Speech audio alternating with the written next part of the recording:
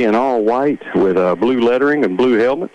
Your IA Colonels are going to be in their blue jerseys, gray pants, looking sharp as always, with blue helmets, white lettering. Your captains for the night are going to be Tucker Pannell, Hagan Sheedy, and Samuel Patterson. And for Central Holmes is going to be number 10, DJ Brantley, number 15, Cade Ward, and number 33, Logan Engel. Going to round out the captains for the night, meeting in midfield and going to toss the coin and see who's going to be the first person to receive kickoff. And I don't know about you, Guy Berg, but I always like to, when I win the toss, I like to defer to the second half. Unlike our friends down the road, Ole Miss Rebel, Lane Kiffin loves to get the ball and loves to just get ahead, I think is what, and he does most of the time.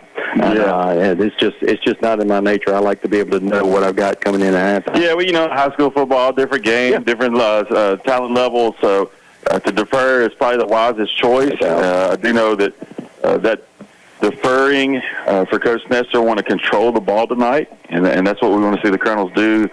We believe the matchup on the offensive and defensive line matches up really well this week with Central Holmes. Some chunk plays on some of their previous games. So we're looking for a big night tonight from Fitz Manning along with senior Hagan Sheedy and see who else on offense can get into the mix. And so just an exciting night here. But one thing for the Colonels is they're going to have to execute. They're going to have to make those key tackles. And really, a lot of this goes back to what Coach Nick Saban said last week on TV. He talked about the big versus the little. And what he meant by that was big plays that get yards in chunks of yards, but it's the little plays that can keep you from winning, keep you from moving the ball down the field. Those penalties and those little plays cost you, all that kind of stuff. And that's kind of what we've been seeing happening here. It's kind of been like an accordion, if you will. You get some big plays like the wheel route to Graham Howard last week or the pass in the second half to Hagan Sheedy behind the safety. And then there's those little plays, those false starts, those holding penalties on a good run that puts you behind the sticks, and that's what we want to see eliminated here. We're at the midpoint of the season. We want to get into that good rhythm, get started tonight here at Legion Field, and have a good, solid game and lead to victory for our second district win. The coin has been tossed. The Colonels have won the toss, and as we hoped, they are deferring to the second half, so the Trojans will be receiving the kickoff here. Speaking of Trojans, the MDCC Trojans won last night or yesterday for their homecoming game. Glad to go ahead, the win column. And I feel the disappointment I feel the side eye coming from you, Guy Burke, that you're a little disappointed that I'm not wearing white. I can assure you I am wearing white under this shirt. We're going to have a TikTok live reveal of what I'm wearing and here come your Colonels, led by that's going to be Slayton Helms and my Guy Burke's son, Evan, carrying the American flag. Gotta love it. Man, that's a sight you love to see. Slayton Helms is always wearing it, and I always grasp for his name. It's just so funny, I guess, because I'm always put aside by seeing that come out. Yeah, definitely a solid tradition for the Colonels to run out with the Colonel flag and the American flag as they get ready for the invocation as well as the national anthem. So they're going to do the national anthem invocation here, and we are going to take the 2-minute break with them. We go get back on the other side of this break. We're going to have IA Colonel football tonight. You're listening to IA Colonel football on 96.9 Super Talk for the Delta. Need a little good news in your life? Well, here's the deal. State Farm has new lower car insurance rates in Mississippi, so you can now get the service and convenience of State Farm agent Andy Daniels at an even better price. That's right, State Farm can help you save even more cash and get the good neighbor service you deserve. It's the real deal for car insurance. State Farm agent Andy Daniels is ready to help you save in Indianola. Call Andy today at 662-887-1578. Like a good neighbor, State Farm is there. When it comes to your health, nobody beats the home team at South Sunflower County Hospital. When you have a minor emergency, waiting to be seen can be a real pain. That's why you need Delta Primary After Hours Clinic. You'll love the convenience and personal attention that can only be found at South Sunflower County Hospital. You'll also have peace of mind knowing that you'll have immediate access to our full scope of hospital services. Visit your winning team at www.southsunflower.com. South Sunflower County Hospital, your hometown hospital. Are you looking for another choice for your prescription needs? Try any of your local Good Neighbor pharmacies and experience the difference your friends and neighbors are already enjoying. Your local Good Neighbor pharmacies serving the Delta with 5 convenient locations. City Drugstore, Hollandale, Cleveland Medical Arts, Cleveland, GMP Pharmacy, Belzona, Yazoo Drug Company, Yazoo City, Magic Mart Pharmacy, Indianola. Your Good Neighbor Pharmacy, where you get same copay and better service. Experience the Good Neighbor difference. Bring your prescriptions in today. Your local Good Neighbor pharmacies serving the Delta with 5 convenient locations. For over 100 years, Planters Bank has been committed to offering full-service banking in Sunflower County. I'm Will McDowell, Vice President of Planters Bank in Indianola. From sponsoring a variety of community events to high school sports, we are proud supporters of all things Indianola. If you need a loan, checking account, or any other banking service, please visit us at either of our convenient locations in Indianola. Planters Bank, proud supporter of the Indianola Academy Colonels. Planters Bank, member FDIC, equal housing lender. And we're back here at Legion Field. The festivities, the pregame festivities have taken place. Last week we had Gavin Robertson singing the national anthem. I saw Tracy Williamson there at the podium. I thought she was fixing to bless us. A little nugget of knowledge. They say she sounds like Fergie. Matter of fact, she was the head of the Black Eyed Peas until she was replaced by Fergie and settled in here at Indianola. Glad to have her here instead of with the Black Eyed Peas. Here we are, ready for kickoff, man. This is always the most exciting part because everybody's just in a frenzy. Talking about Black Eyed Peas, you got me wanting some cornbread up here in the booth as we get ready to kick off. Do you put jalapenos in your cornbread? I put butter on my cornbread. Butter's good. We used to have cornbread at hometown. Doreen used to make it, and you would set it on the napkin. Yeah. You get to the table, the napkin was soaked. Oh, yeah. That's that Mexican cornbread. Right. Yeah. Hagen Sheedy is not doing the kickoff duty tonight, or is he? No. Tucker Panel Panel's doing it again this week. We'll see if the kicker makes the tackle as usual. We'll check that out here in a minute. That's right. And they're getting set up, lined up. Ball is teed up at the 40-yard line, and he checks his sides, and he's going to be kneeled down and fair caught, and that's going to be number 33, Logan Engel, one of our captains tonight, making the fair catch, and that's where the Trojans are going to start at the 37-yard line. Yeah, just a real short kickoff there. Have been kicking it long the last couple of weeks, but went for a short kickoff there. The Trojans were ready for that, made that catch, kneeled down. They're getting ready to start their first drive of the game as we get underway here in the first quarter between the Trojans and the Colonels. Yeah, the Trojans are set to come to the line. They're going to send one receiver to the right, one receiver to the left, and an I formation behind the quarterback, and that's going to be Josh Robinson doing the duties. He's going to be right up the middle, and Blaine Fleming said, "Get over here." Pulled him down after about a 6-yard gain, got to the 44-yard line. Yeah, good gain. Just a quick snap, run through the A-gap, quarterback sneak. So a really quick snap with a good gain, about 6 yards on that game. Matthew Gary was in on that tackle as well as the Trojans come back to the line for their second play of their first drive. I guarantee you Carson Miller took note of that. He's fixing to fill that gap right now. I formation, same formation again. Robinson's going to go under center. Calls, and again, the same play. And, yeah, I told the falsehood there.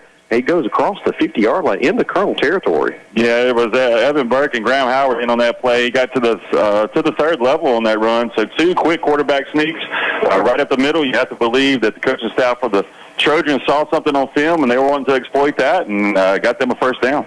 Yeah, I believe Coach Putnam is trying to make that adjustment as well. They're going to shift the fullback to the right side, drop the ball, picks it up, and Robinson's going to try to get upfield, but he's unable to do so. Graham Howard plants him in the ground right there. Yeah, the quarterback got a little quick on that snap and started running before it was snapped. Hagen Sheedy, along with Graham Howard, got in the backfield, so that's going to be a big loss and a big defensive play for the Colonels. Bring it up second down as we just get underway here at Legion Field for the second district game of the season.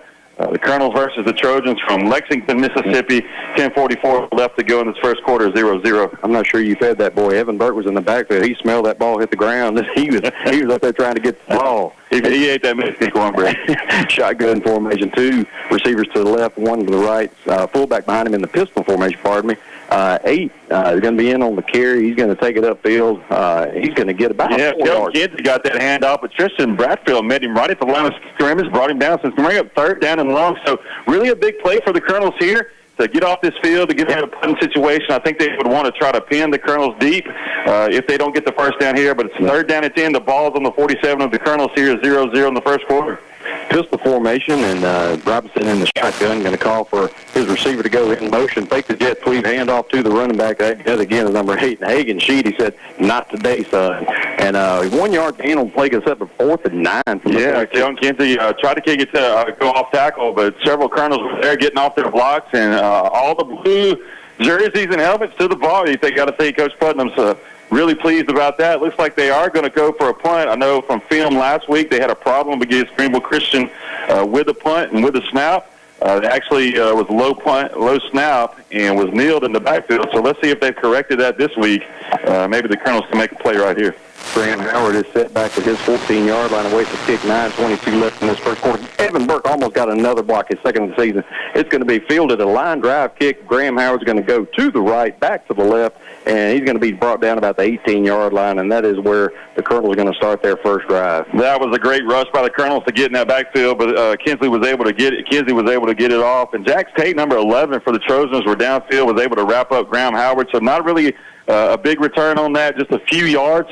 So the Colonels will start about the 19-yard line of the Trojans, on their own 19-yard line, 9:09 left to go in the first. 0-0 still is the score. Fitz Manning has his green cleats on. You know what green means, right? Green means go. Let's see what's fixing to happen here. Colonel's going to line up. Well, you got to be pleased with that defensive stance there. Now let's see if we can control the line of scrimmage on the offensive side and get a good drive going. Killebrew going to be in the shotgun, and he's going to have Evan Burke to his left, Graham Howard to his right. Going to be a strong formation to the right. He's just going to follow his blockers, Hagan Sheedy and Fitz Manning, and go along the right side and get down the sidelines, and he's going to be knocked down and out of bounds about 43-yard line. Got Slayton Hems all excited. Great first play by the Colonels. Just a quarterback sneak that went to the right side, had plenty of blockers, plenty of blue ahead of him. He was able to cut out. Graham Howard gave a good block on the outside. He was able to, Ty Kelleber was able to get to the outside. Yeah. He gained about 20 yards on that first play, so a solid first play for the Colonels here. This momentum from the defense is carried over to the offense, it looks like. It's 9:02 left to go in the first. Still 0-0 as the Colonels have the ball in their first drive. Yeah, in your investigation of Central Holmes, you did also find out that Patrick Davis played 4 quarters last night, so we've only got him for 2. So you're definitely going to see Killebrew at the quarterback position for at least 2 quarters, and he's going to pitch back to, that's going to be Hagan Sheedy. He's going to find a hole on the left side, and he's going to try to get down the field as far as he can, and get down about the 33-yard line, following that block. 2 huge chunk plays by the Colonels bringing to start this game with. Just a pitch out to the left side for senior Hagan Sheedy. He gets outside, makes the cut, then takes it towards the sideline, gets a block from senior Evan Burke, gets a couple more yards, and the Colonels are marching into Trojan territory at about the 33-yard line with just 2 plays. Wow, that's incredible. And we've got a little bit of different trivia for you at halftime. Tune in. You're going to love this. We're going to learn about Gen X slang terms. We're going to see if Pastor knows what they're saying when they're talking. And Killebrew under center, handoff Sheedy up the middle, and that hole just opened wide open and got him another, this is a good jump cut by Hagan Sheedy to get north. That's what I told him this week. I was like, you can't run sideline to sideline. You got to get north. He did it on that play. Got another first down. So 3 plays, 3 first downs, and before we know it, the Colonels are almost in the red zone here on their first drive. 8:13 left to go in the first. 0-0. Right, Killebrew under center.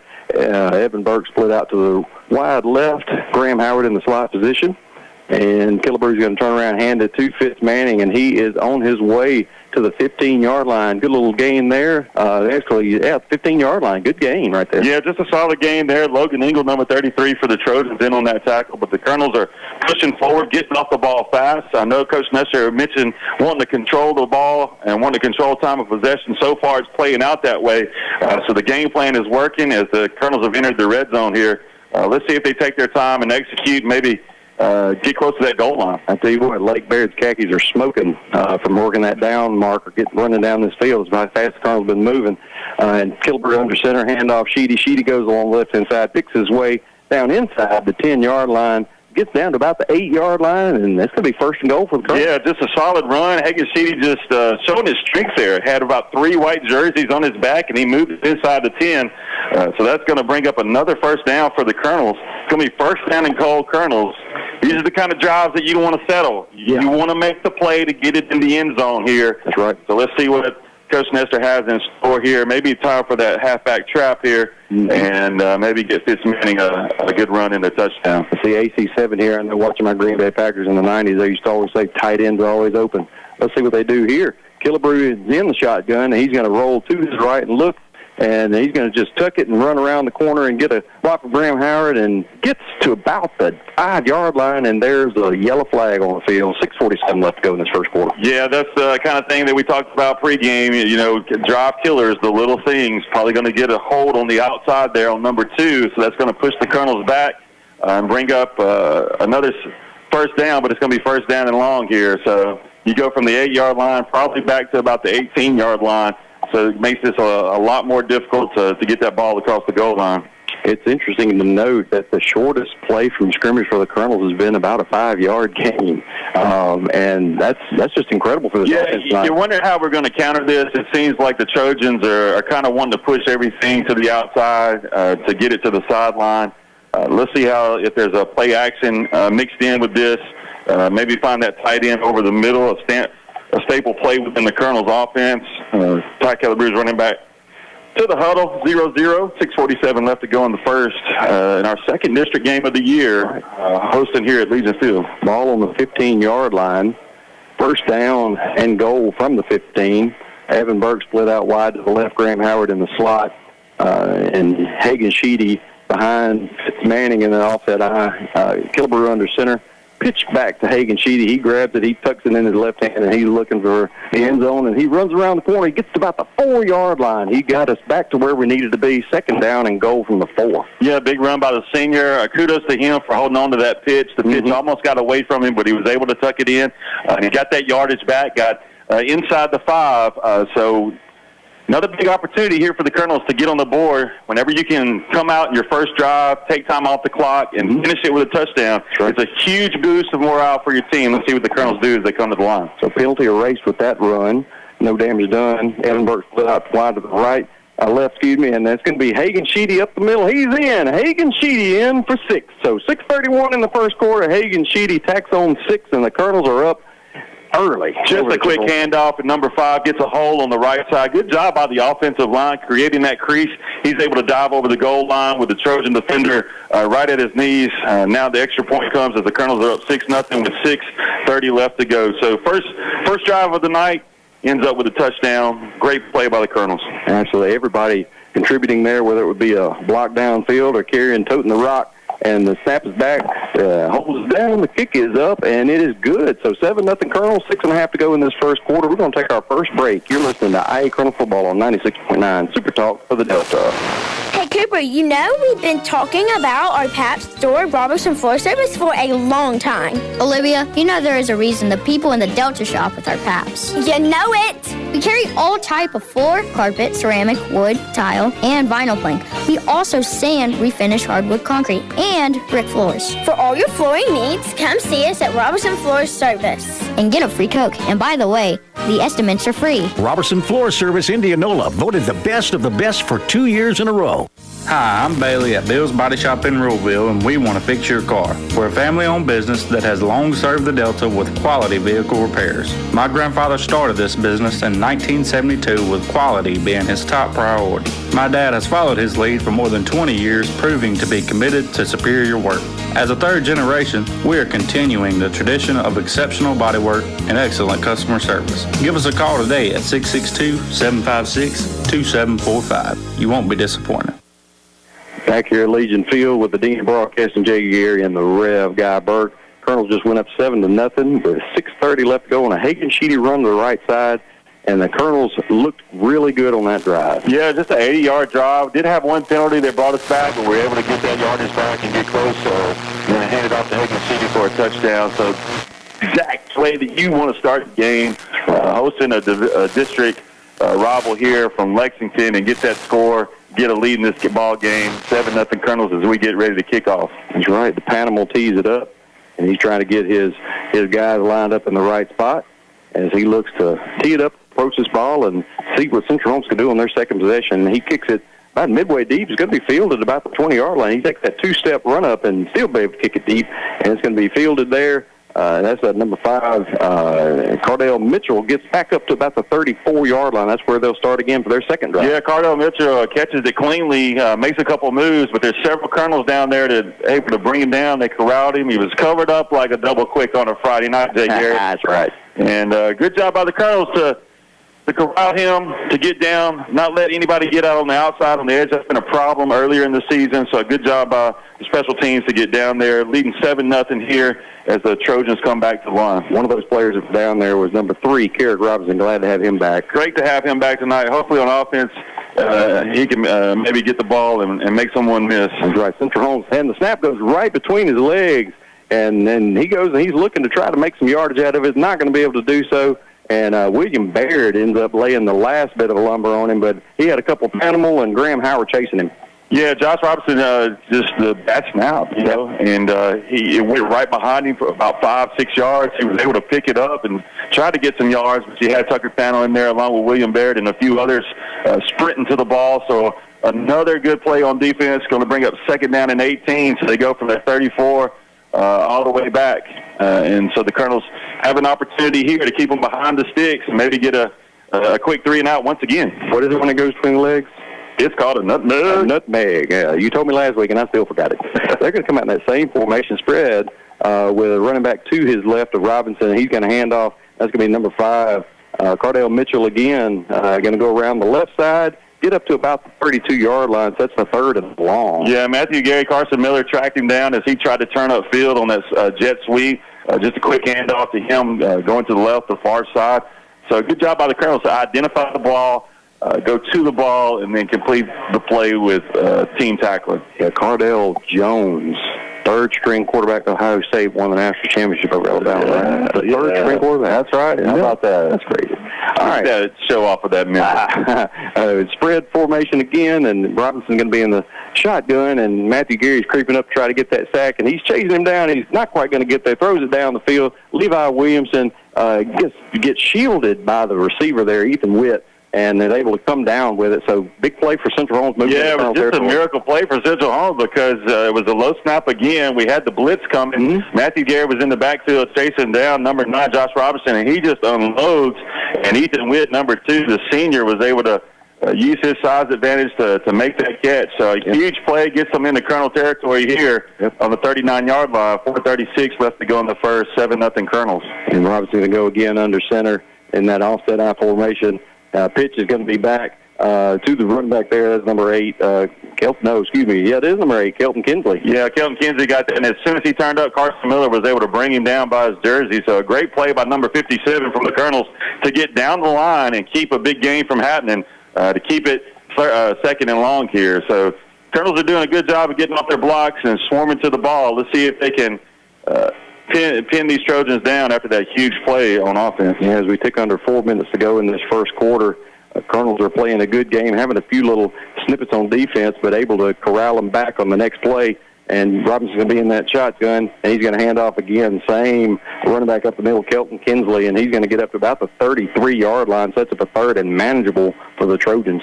Yeah, just a nice run there by number 8 to get into the middle, and they've really been attacking the middle with the run against the Colonels. So going to bring up 3rd down and probably about 4 yards. Colonels, I believe this will be 4-down territory for the Trojans, so the Colonels are going to have to really bow up these last 2 plays here to get off the field. I noticed Robinson's going over the sidelines and get his play in range just like Tommy Nestor does, and we'll talk a little bit more about that. Thanks for that information, Brady Smith.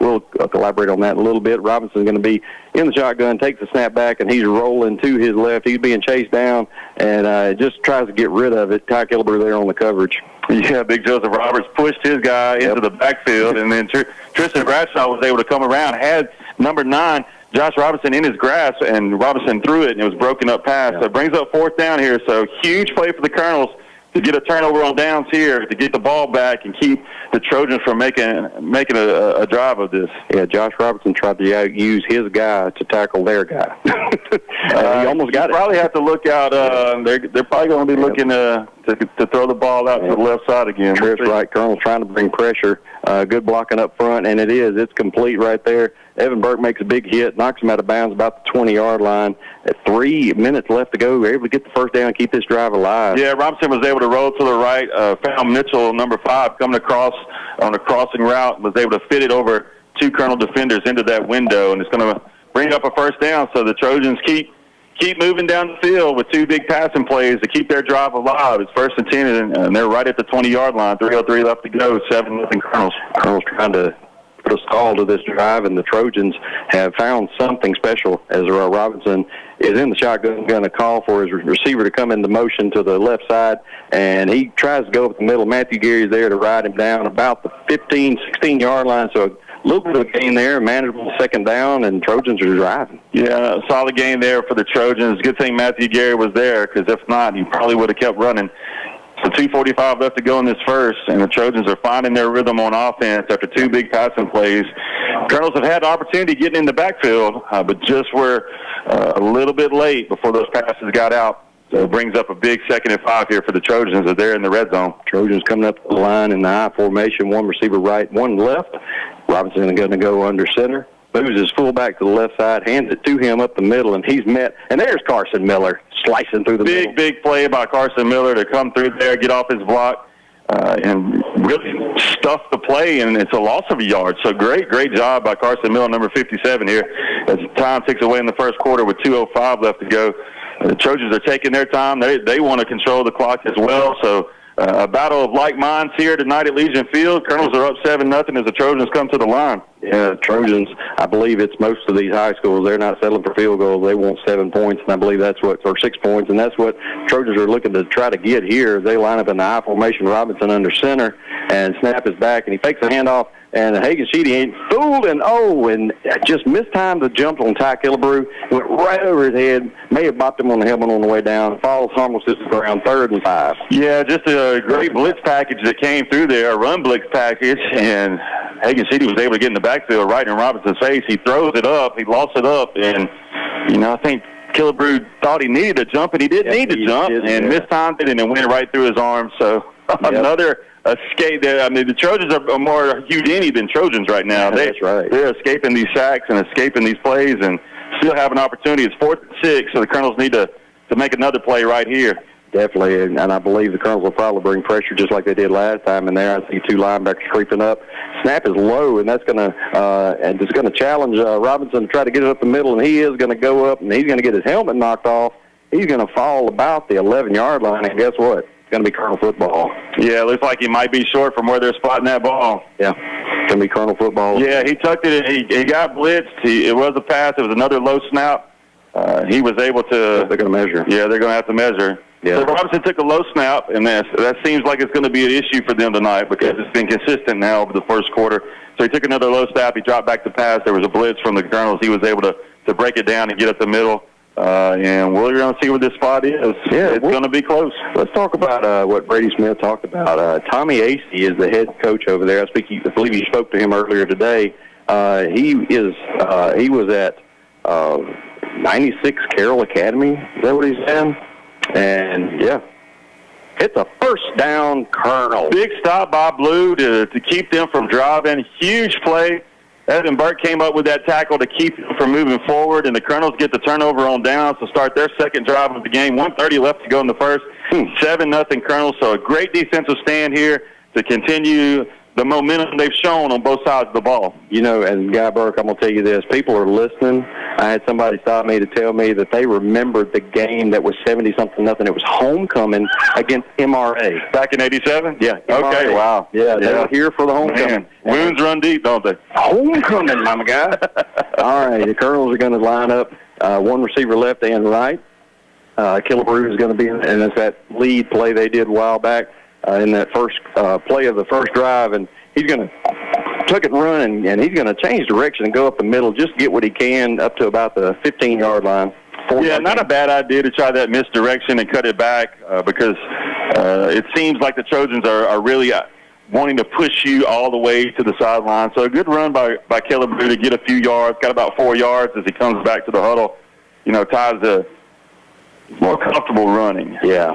He's been a running back most of his life, and so he's showing that comfort here. Let's see if the Colonels can continue to run this clock and run this ball. I do see that wheel route in my sleep now, though. That was a good throw. But, yeah, he's more of a runner, and he shows it there. He's going to actually hand it off to Fitz Manning, and he's going to rumble, stumble, and drag some Central Holmes Trojans down close to first down yard. He's going to set up a third and very short. Yeah, just a quick misdirection, go left, hand off right. Fitz Manning gets out there. We want some Fitz magic.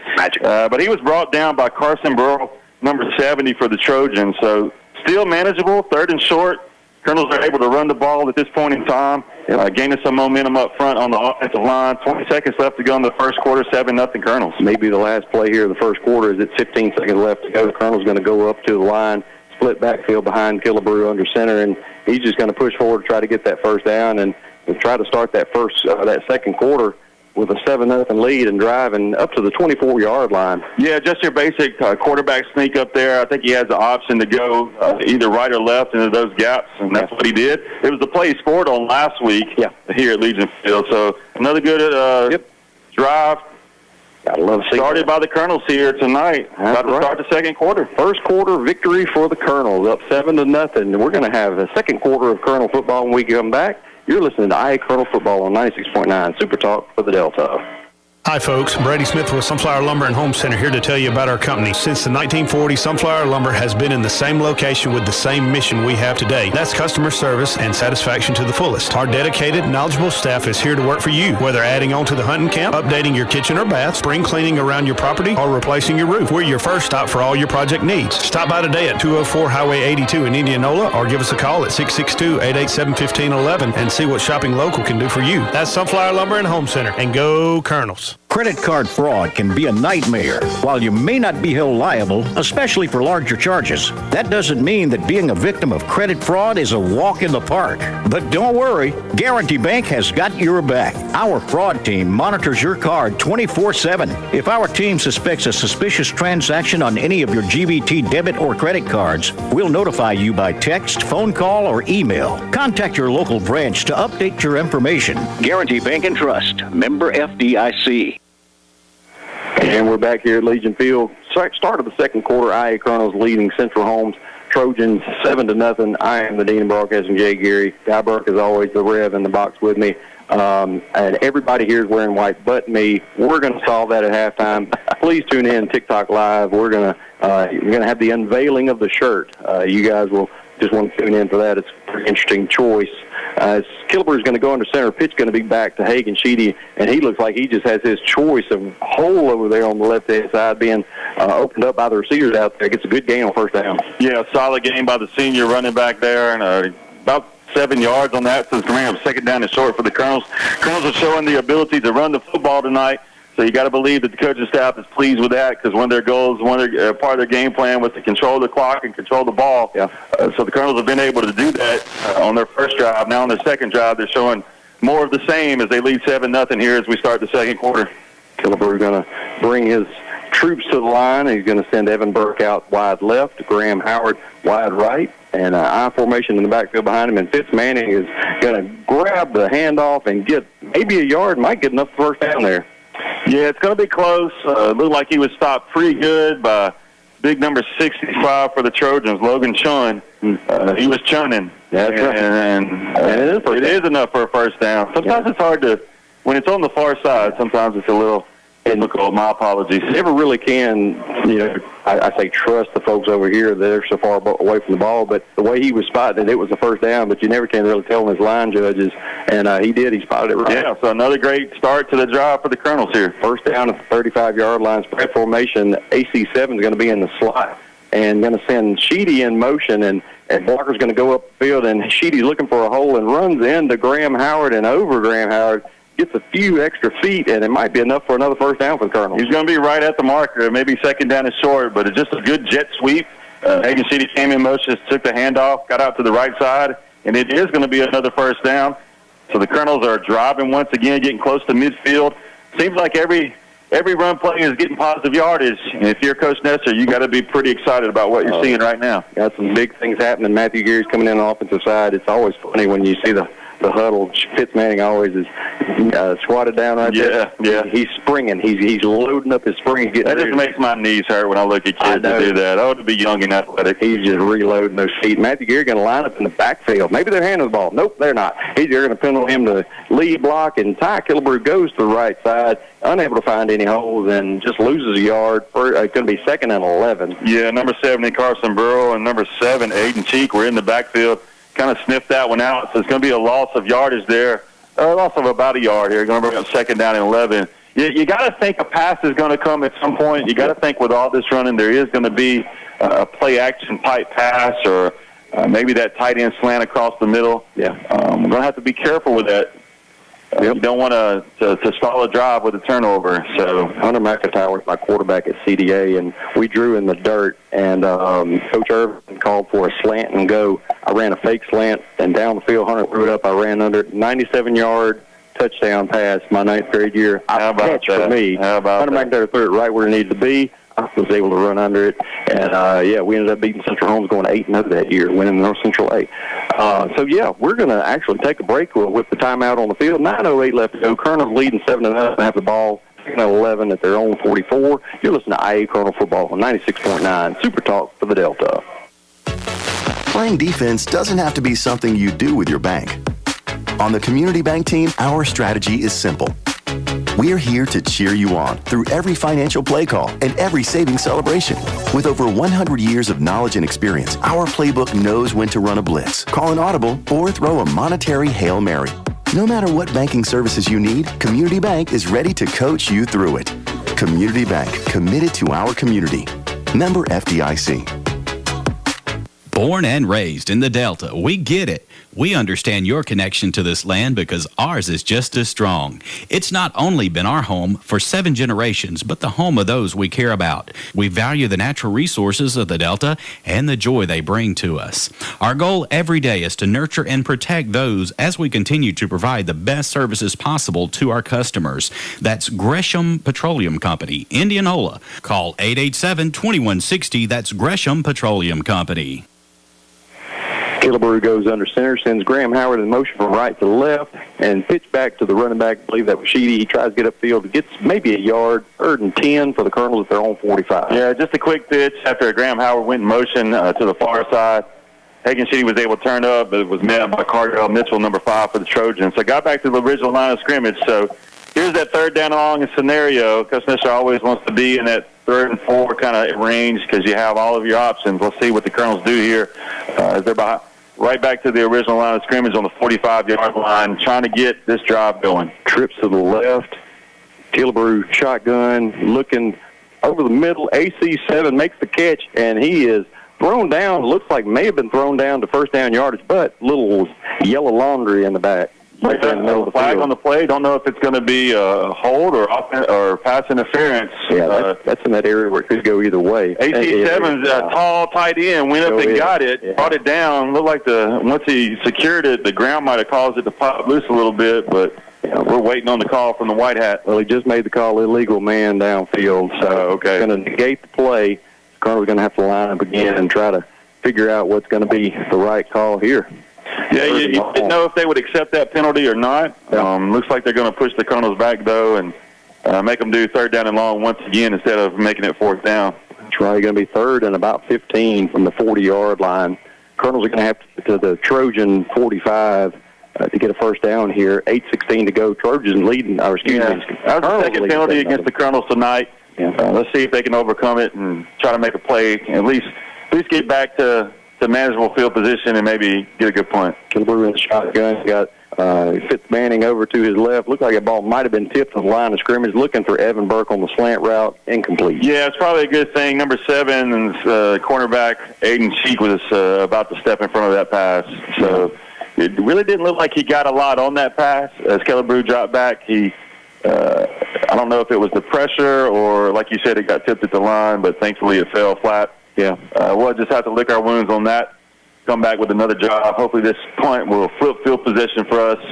That's right. We can start our defensive stand.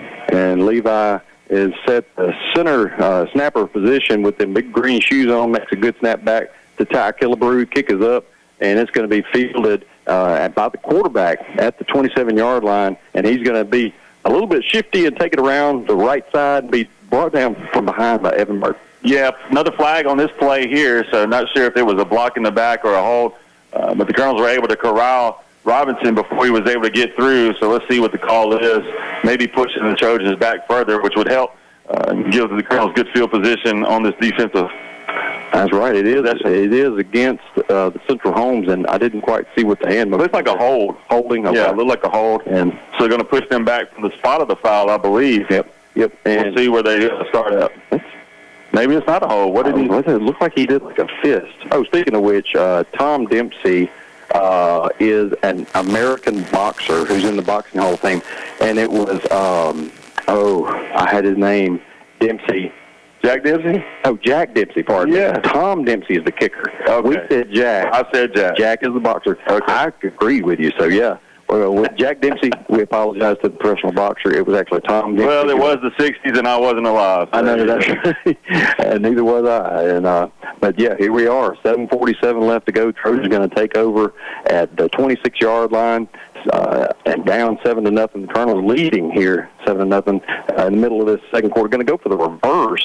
Going to hand it off to the receiver there. He's going to pick his way around the right side. Looks like he was caught at the line of scrimmage. Ended up getting a few yards. Yeah, it really didn't fool the Colonels, but they just missed some tackles there at the line of scrimmage, and he was able to get about 4 or 5 yards there before being brought down. So a positive play to the third drive for the Trojans here, as we are 7:23 left to go in the first half. Colonels are up 7-0. Yeah, 30-yard line. We're getting close to halftime. Don't forget halftime, TikTok Live.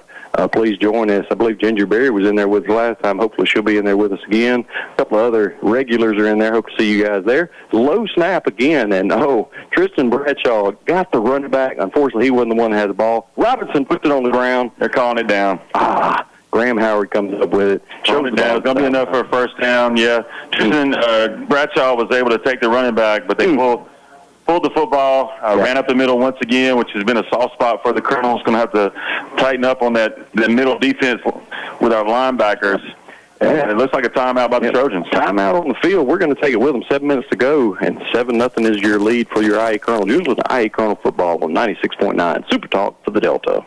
Stay connected with your community through the Enterprise Tucson newspaper, Sunflower County's ultimate source for local news and updates. From breaking news stories to in-depth features, we deliver the latest happenings straight to your door. Stay informed with Enterprise Tucson. Subscribe in Sunflower County for $33 or $44 outside the county today and never miss a beat. Call 662-887-2222 or log on to enterprise-tucson.com/subscribe to subscribe. Hey, this is Chris McClain. Loyal customers for your continued support for the past 36 years. We're in our second generation operating under the same family for over 3.5 decades. As an electrical contractor, we are here for all of your electrical needs, from service and repair to customized automation and controls. We also have a complete motor shop for new or rebuilt electric motors and generators. Give us a call today at Indianola Electric for all of your electrical needs at 662-887-3292. All right, back at Legion Field, Trojans trip right, one receiver to the left, sending his fullback in motion. I believe he was running forward. I don't know why that wasn't a flag call. And it's going to be thrown to, and that was number 33 going out on that long wheel route, Logan Engel, covered by 3 guys, one of them being Evan Burke, Graham Howard, and I believe it was William Baird. Yeah, William Baird and Evan Burke were closest. They weren't fooled by that. Just a long toss taking a shot, which is not a bad place to take a shot, at the Colonel. At your own 40, first down, you want to take a shot so you can catch the defensive backfield asleep. But the Colonels were able to get there in time enough to misdirect the play, and the Trojans are coming back to the line here. The Colonels are up 7-0. I guess we'll have one play of Canadian football. He was running forward, but what was it called? Maybe I don't know the rules. I formation behind Robinson under center. Going to shift his fullback over to the left, and he's going to be met in the backfield. The tailback, that is, hand off to him, going to be lost of 3 on the play.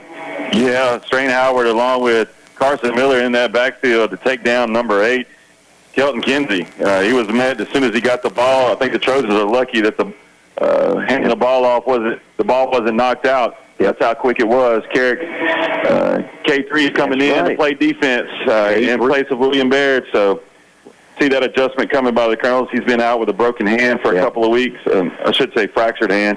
Got cleared to play for this week. Let's see if we get to call those hands making a catch here on the defensive side. They're going to go in a bunch formation, 3 receivers to the right, and handoff. Actually, the quarterback was at the running back position, and Aiden Cheek was lined up at the quarterback, handed off to the quarterback. Yeah, and Graham Howard took care of business. Sure did. He was a great defensive play by Graham Howard out there on the far side. Number 2 came up and really hit Robinson, took him down. So it's going to bring up 4th down and a mile for the Trojans. They're going into punt formation. Let's see how these snaps play out. There's been some low snaps, been some snaps that have gotten past Robinson at the quarterback position. Let's see if specialty play for the Colonels can happen right here. Luis Cortez back to punt, and he kicks, and, man, we're going to get back there at one of these. Kick to Graham Howard. He's going to take a Trojan roll, big-time Trojan roll for about another 12 or 13 yards. All dead at the 23-yard line. That's where the Colonels will start with 5:23 left to go. Still clinging to that 7-0 lead. Yeah, big kick there from the Trojans. A good solid snap and punt. Graham Howard did the right thing by letting it drop. Yeah. With the coverage the way it was, but a huge Trojan bounce. Yeah. So let's see if the Colonels can get back on track with this 4th drive of the game. We got about 5 minutes left in the half. Let's see if they can control the ball the rest of this half, punch it in for a score, go up 2 scores going into halftime. I think if you're Coach Tommy Nesser and the crew, that would be optimal for you moving into halftime. No doubt. And it looks like the coaching staff is trying to get the defense, the offense in line. They're like, we want 7 more points before we go to this break. 5:23 left to go. Plenty of time to get downfield. Carrick Robinson putting his mouthpiece in. Looks like he might go in on the offensive side as well. And, that threat opens up for the other receivers as well. Shout out to the defense. Shout out to the defense, too, making those run blitz packages and getting in the backfield, really counteracting that run up the middle that we saw in the first quarter. That's right. And the Trojans seem to have settled in on the defensive side, still able to move the ball, but they're just bending, not breaking, and they've really settled in, and hopefully the Colonels can figure out what to do to break through on this side of the offensive possession as they try to get. I would say, when it comes to offensive, defensive line, it looks like the Colonels are really leading that competition here tonight, being able to, on both sides of the ball, really control some things, get in the backfield, push the offense forward. So, been run-heavy offense with a couple of passes. Let's see what happens here as the Colonels break huddle. 2 receivers to the left. Killebrew calls for the snap and shotgun, and he's going to take it, and it's a quarterback run to the right side. And that was Hagan Sheedy making the block, and just the defender just shaked him off, and as Taylor Swift would say, shook him off, and he was going around the right side, got about 4 yards, 2nd and 6. Yeah, Mike could have cut it up for a few more yards instead of going out of bounds, but really not a whole lot there once he got to that spot. But good, solid first down play. Yes, 2nd and manageable. Let's see if the Colonels can continue this drive, get a first down here, and get some rhythm going here with 5 minutes left to go in the first half, up 7-0. Yeah, and Killebrew going to bring his folks to the line, and he's going to call for a snap and shotgun. It looks like he is going to just take the same run, go up the middle, and he's trying to get down the field, and he gets to about the 46-yard line, and he says first down, and he is correct. Just a great, quick, misdirective cut by the quarterback, Ty Killebrew. T-Bone taking it across midfield, getting that huge first down, moving across in the Trojan territory at about the 47-yard line, 46-yard line, and the clock ticks. So you got to think, Coach Nestor's happy with that play, a little something up the middle that they hadn't seen previously on previous drives as the Colonels come back up 7-0. Killebrew goes back under center, offset eye behind 2 receivers to the left, AC7 and tight end position to the right. And Killebrew is going to look for that ball to hand off to Sheedy, and it wasn't, it just was a busted play. He falls on it harmlessly, but a loss of 3 yards, so 2nd and 13 at the 50-yard line. Big number 69, Brian Gallagher, a senior defensive lineman, was in there, kind of fell on top of Killebrew, but Killebrew was able to get that ball, just reached out with one hand, able to bring it back in. So loss of, after the big play, and you have the loss. And that kind of goes back to what we talked about, the big versus the little. The big chunk play, the big yardage play, then the little plays where you have a miscommunication in the backfield or a penalty. These things have to be worked out. Let's see if the Colonels can overturn this and keep the drive going. Evan Burke out wide right, Howard to his left, and hands off to Sheedy just right up the middle and churning those feet puts his head down and gets down to about the 38-yard line. Close to another first down for the Colonels. A big run. Really seeing our running backs and our quarterback on these runs get north and south a little bit quicker than in the past. So that's a good thing as the Colonels come back to the line up 7-0. And they hurry up to the line. And, again, the snap is dropped, but Killebrew is able to pick it up, field it, and get enough push to get a first down to the 33-yard line. 3.5 to go.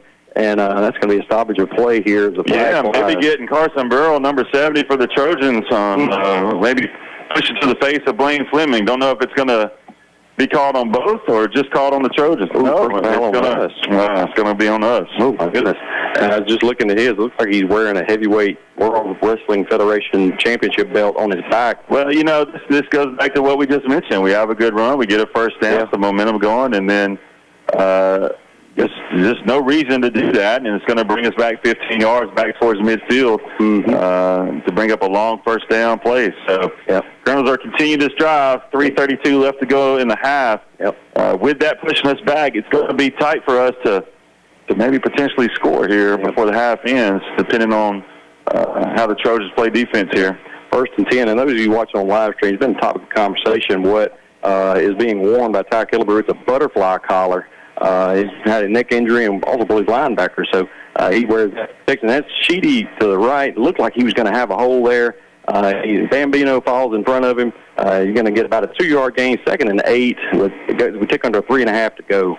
Yeah, linebacker number 54, Colin McGee, read that from the jump and was able to get there, corral Hagan Sheedy, and bring him down to the ground. So is there another flag on the play? There's a stoppage play. I don't see a flag, but they're talking about the clock. Maybe so. Maybe it didn't run. Let's see. They're just going to call it, and they're going to run the clock now. Going to start running the clock. So Bambino comes off, and Matt Geary comes in. He's going to boost the play clock back up to 40 and send 2 receivers out to the left, and I formation behind Killebrew, going to hand off to Sheedy, and he's going to put his head down again, get him a first down, the 35-yard line. Still, clock is running. Actually going to call for the first down, so clock will stop there. 35-yard line, Trojans. Quick handoff to Hagan Sheedy, just coming over to the right, got a hole, was able to break some tackles, got that first down, got the yardage back from the penalty. Colonel's coming back, running a little bit quicker here now at 7-0, trying to get another score before the end of the first half. Yep, Sheedy and Fitzmanning switch spot. Fitzmanning in that tailback position, handoff to him. He's looking for a hole, and he finds it along the left side and gets to about the 26-yard line. I think under 3 minutes to go. 2nd and manageable here, 2nd and 2. Yeah, just another solid play there to hand off to Fitzmanning to get up close to another first down. So it's a run-heavy offense right now for the Colonels. Not even looking to pass, not even looking for play action. It feels like they know that as long as they execute, they can really push the ball forward. Evan Burke here in the slot. Looking for his blocking right there, and he's going to Killebrew going to tuck it and run, and runs inside the block of Evan Burke, gets him a few extra yards. He's going to run over the sideline to get the next play. First down, 2:21 to go. Shout out to all of our receivers. Our receivers are really blocking well on these runs and really doing their job. As you play receiver, a lot of times you want to make some catches and those kinds of things, but these guys are really sacrificing, doing that dirty work, and the Colonels are up to the line once again. I formation, 2 receivers left, Killebrew under center. He hands off to Sheedy. Sheedy's going to find a hole on the right side and just barrel his way through, following Slayton Helms down to the 12-yard line. And a good first down pickup. So that's 2nd and short. Just got right behind big number 53 there, Slayton Helms. 2 seniors going down the right side and getting into that red zone close to the 10-yard line with under 2 minutes left. Colonels coming back to the line up 7-0. Killebrew under center in that offset I formation again. Going to be Fitzmagic in at the tailback position. Hands to him. There's some daylight. He heads up and he nails one of them players from the Trojans, and it's going to be a flag on the play, though. 6-yard line is where he gets to. 1:34 left to go. Colonel's driving, but laundry on the field. 2 timeouts left, so it's going to be a penalty against the Colonels there. So that's going to be about their 5th penalty here in the first half. Unfortunate that it stalls out drives like that. They've been able to rebound, but with this time, not only playing the Trojan now, they're also playing the clock a little bit, trying to get another score before the half ends to go up maybe 2 touchdowns before the first half concludes. Yeah, and Fitzmagic again taking that breather. He's ready to run it again. They're going to come to the line, and looks like going to go in the shotgun. Killebrew got two receivers to his left, two to his right, so in the spread formation, and got Fitz Manning to the right of him in the back position. Going to send Hagan Sheedy in motion and hands off to him, and Sheedy puts it on the ground, but fortunately for him, big 75 Sam Patterson is there to fall on it. 1:20 left to go. Clock is running. Time is ticking. 3rd and 13. What are we going to do here? Yeah, just another miscommunication on that handoff. Looks like it's going to be a timeout taken by the Colonels. Good timeout by Coach Nestor to save some time on the clock and just resettle down when we got this long 3rd down. That timeout, we're going to take it with them. You're listening to IA Colonel Football on 96.9 Super Talk for the Delta. Hi, I'm Bailey at Bill's Body Shop in Ruleville, and we want to fix your car. We're a family-owned business that has long served the Delta with quality vehicle repairs. My grandfather started this business in 1972 with quality being his top priority. My dad has followed his lead for more than 20 years, proving to be committed to superior work. As a 3rd generation, we are continuing the tradition of exceptional bodywork and excellent customer service. Give us a call today at 662-756-2745. You won't be disappointed. Need a little good news in your life? Well, here's the deal. State Farm has new lower car insurance rates in Mississippi, so you can now get the service and convenience of State Farm agent Andy Daniels at an even better price. That's right, State Farm can help you save even more cash and get the good neighbor service you deserve. It's the real deal for car insurance. State Farm agent Andy Daniels is ready to help you save in Indianola. Call Andy today at 662-887-1578. Like a good neighbor, State Farm is there.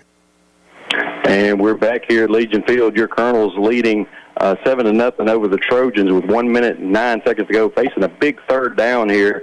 The Colonels are going to go 2 receivers to the left. Sheedy's going to come in motion in front of Killebrew, fakes the handoff, looks, and that's going to be a spin and go route. Graham Howard off to the right side, makes the catch, and 2 is in for 6.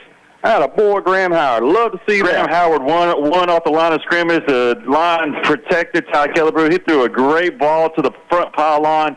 Graham Howard was there to run over for a touchdown. What a great call by Coach Nestor. What a great execution of that play to go up 13-0 with exactly 1 minute left to go in this first half. Killebrew and Howard have got it figured out on that timing. He threw it right to where he needed it to have it, and Graham Howard just scampers on in for a 13-0 with 1 minute to go in the second quarter as we're getting close to halftime.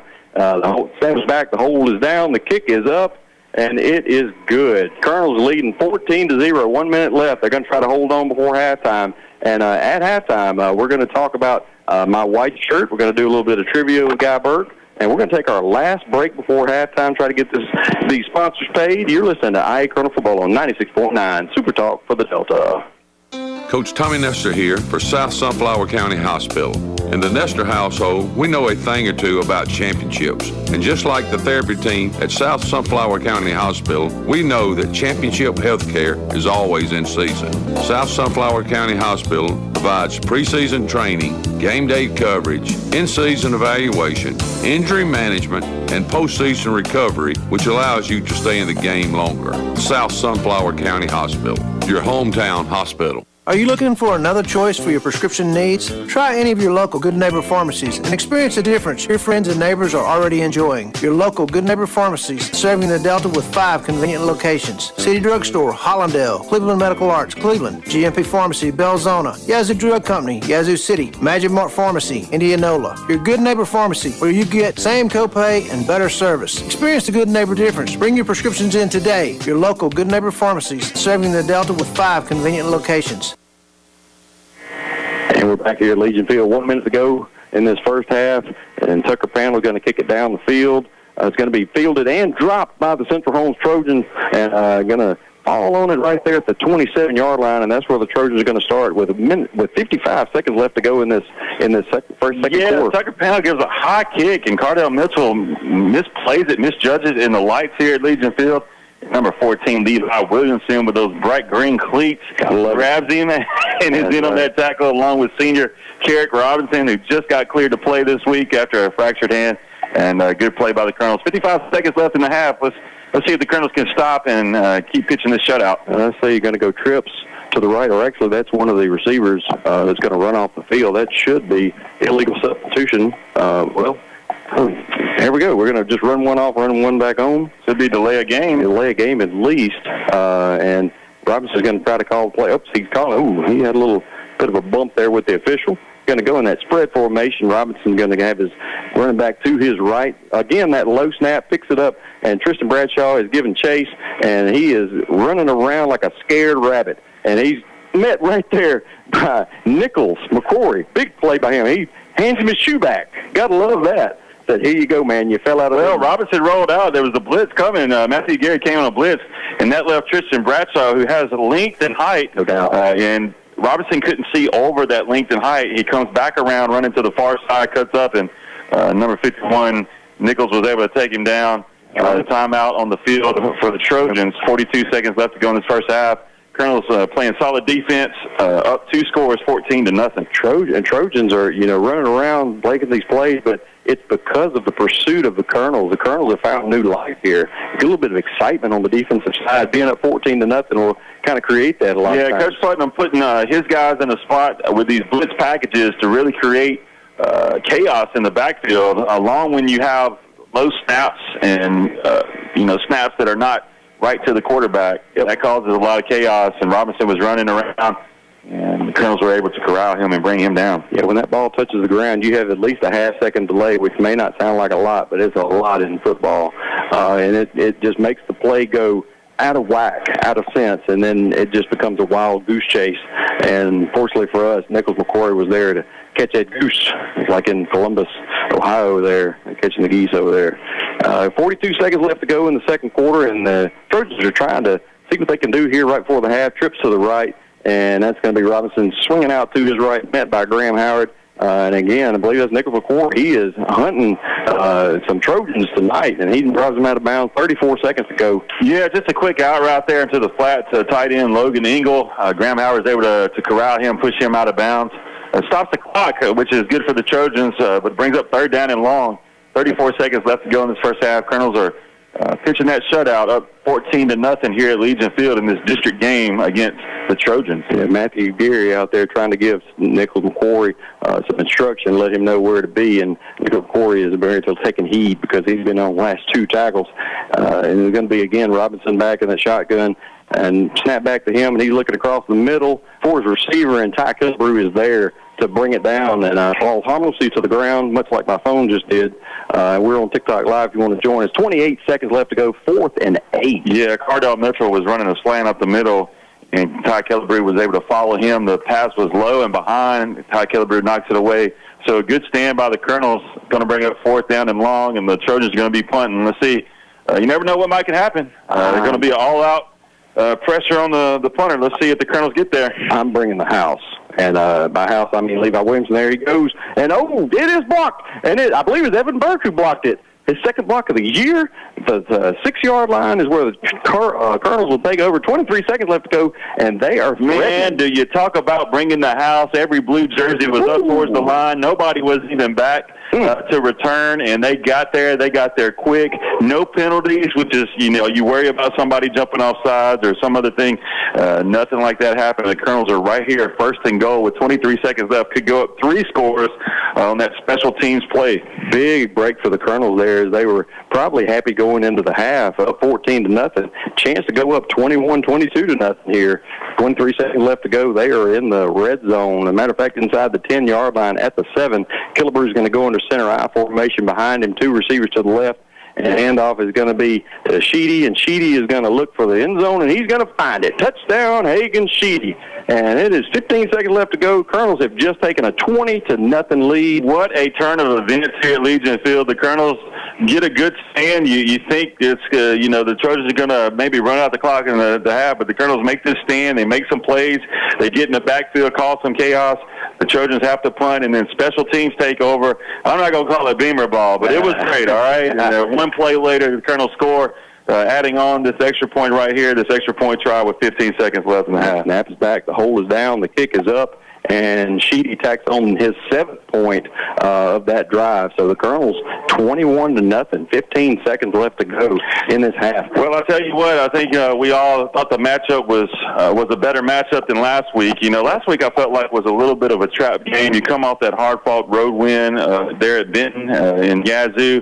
and you get that win, and then you come back here and you have to play a really tough opponent, and it's just almost like you came out a little flat. And, if the body language doctor was out tonight, the Colonels did not come out flat here for this game. They came out ready to bring it to the Trojans, and they have done just that here in the first half with a 3-score lead, 21-0, with about 15 seconds left to go as they come to kickoff. So 5 drives for the Colonels, 3 touchdowns for the Colonels, and the Colonels are just rolling here tonight. Yeah, just incredible performance here on offense. I had more or less decided we were going to halftime, and that's why I had gone to live, because Kyle Wilson always has a good shot of the Colonels, and I sure wasn't trying to step on his toes. And lo and behold, we have had an incredible amount of action happen as Tucker Panel, that's a nice catch there by 33. He's getting down to the 34-yard line, 13 seconds to go. Yeah, Logan Engel catching it on offense, catching it on special teams. Going to give 13 seconds for maybe a Hail Mary try. They tried that play where they had someone go in motion and take off with kind of a wheel route opportunity. So our secondary, our safety is going to have to be ready for that kind of play here. Right here to end this first half. Yeah, 13 seconds left to go in the half, and the Colonel's looking to stand strong here. Let's be a little greedy. Let's get a turnover here and take it in the Well, they're going to just take a knee and call it a half. Yeah, and that's what's going to happen here. We're going to solid half by the Colonels. We're going to go to halftime. Colonels with a 21-point lead, and it looks like the referees are talking to the defense. Defense has finally decided they're going to go into the locker room, and we're going to go into halftime festivities. Got a lot lined up. If you're able to, join us on TikTok Live. We're going to do some question and answers. I'm going to ask Guy Burke some trivia questions. Flip the script a little bit. You were asking me, some questions. We're going to ask him some questions. We're also going to reveal the shirt that I'm wearing for the whiteout. You aren't going to want to miss this. It's a pretty interesting shirt. I'll just say this: it's a tight-fitting shirt, so that's going to be your hint for the night. Ooh la la! 2-minute break here right before the half. We'll get into the halftime festivities. You're listening to IA Colonel Football on 96.9 Super Talk for the Delta. Hey, Cooper, we've been talking about our Pabst Store Robertson floor service for a long time. Olivia, there is a reason the people in the Delta shop with our Pabst. You know it! We carry all type of floor, carpet, ceramic, wood, tile, and vinyl plank. We also sand, refinish hardwood concrete, and brick floors. For all your flooring needs, come see us at Robertson Floor Service. And get a free Coke. And by the way, the estimates are free. Robertson Floor Service Indianola, voted the best of the best for 2 years in a row. For over 100 years, Planters Bank has been committed to offering full-service banking in Sunflower County. I'm Will McDowell, Vice President of Planters Bank in Indianola. From sponsoring a variety of community events to high school sports, we are proud supporters of all things Indianola. If you need a loan, checking account, or any other banking service, please visit us at either of our convenient locations in Indianola. Planters Bank, proud supporter of the Indianola Academy Colonels. Planters Bank, member FDIC, equal housing lender. Hi, I'm Bailey at Bill's Body Shop in Ruleville, and we want to fix your car. We're a family-owned business that has long served the Delta with quality vehicle repairs. My grandfather started this business in 1972 with quality being his top priority. My dad has followed his lead for more than 20 years, proving to be committed to superior work. As a third generation, we are continuing the tradition of exceptional bodywork and excellent customer service. Give us a call today at 662-756-2745. You won't be disappointed. Hi folks, Brady Smith with Sunflower Lumber and Home Center here to tell you about our company. Since the 1940s, Sunflower Lumber has been in the same location with the same mission we have today. That's customer service and satisfaction to the fullest. Our dedicated, knowledgeable staff is here to work for you, whether adding on to the hunting camp, updating your kitchen or bath, spring cleaning around your property, or replacing your roof. We're your first stop for all your project needs. Stop by today at 204 Highway 82 in Indianola or give us a call at 662-887-1511 and see what shopping local can do for you. That's Sunflower Lumber and Home Center, and go Colonels. And we're back here at Legion Field. Colonels leading 21-0 over the Central Holmes Trojans. It's been a nice change of pace, Guy Burke, to see the Trojans really clicking on offense and even overcoming mistakes. Yeah, I've had about 5 penalties, so I know Coach Nestor is going to be talking about that at halftime. I want to clean all that up. At the pregame, we talked about the big versus the little, the big chunk yard plays, the big run plays or pass plays, and then the little plays where there's a penalty, a holding, a false start, even a personal foul of some sort. The Colonels have been able to overcome those penalties, continue drives, and because of that, they now lead 21-0 here at Legion Field in the second district game.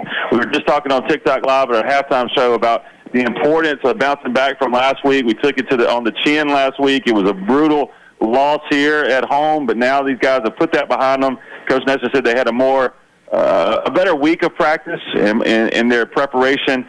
Felt like it was more positive this week, and because of that, they've come out here, been able to score 3 touchdowns on 5 drives in the first half. That's right, and overcoming those mistakes. I mean, you talk to Evan every day. I talk to Matthew every day, and on that Monday, they were just excited about to get the next opponent.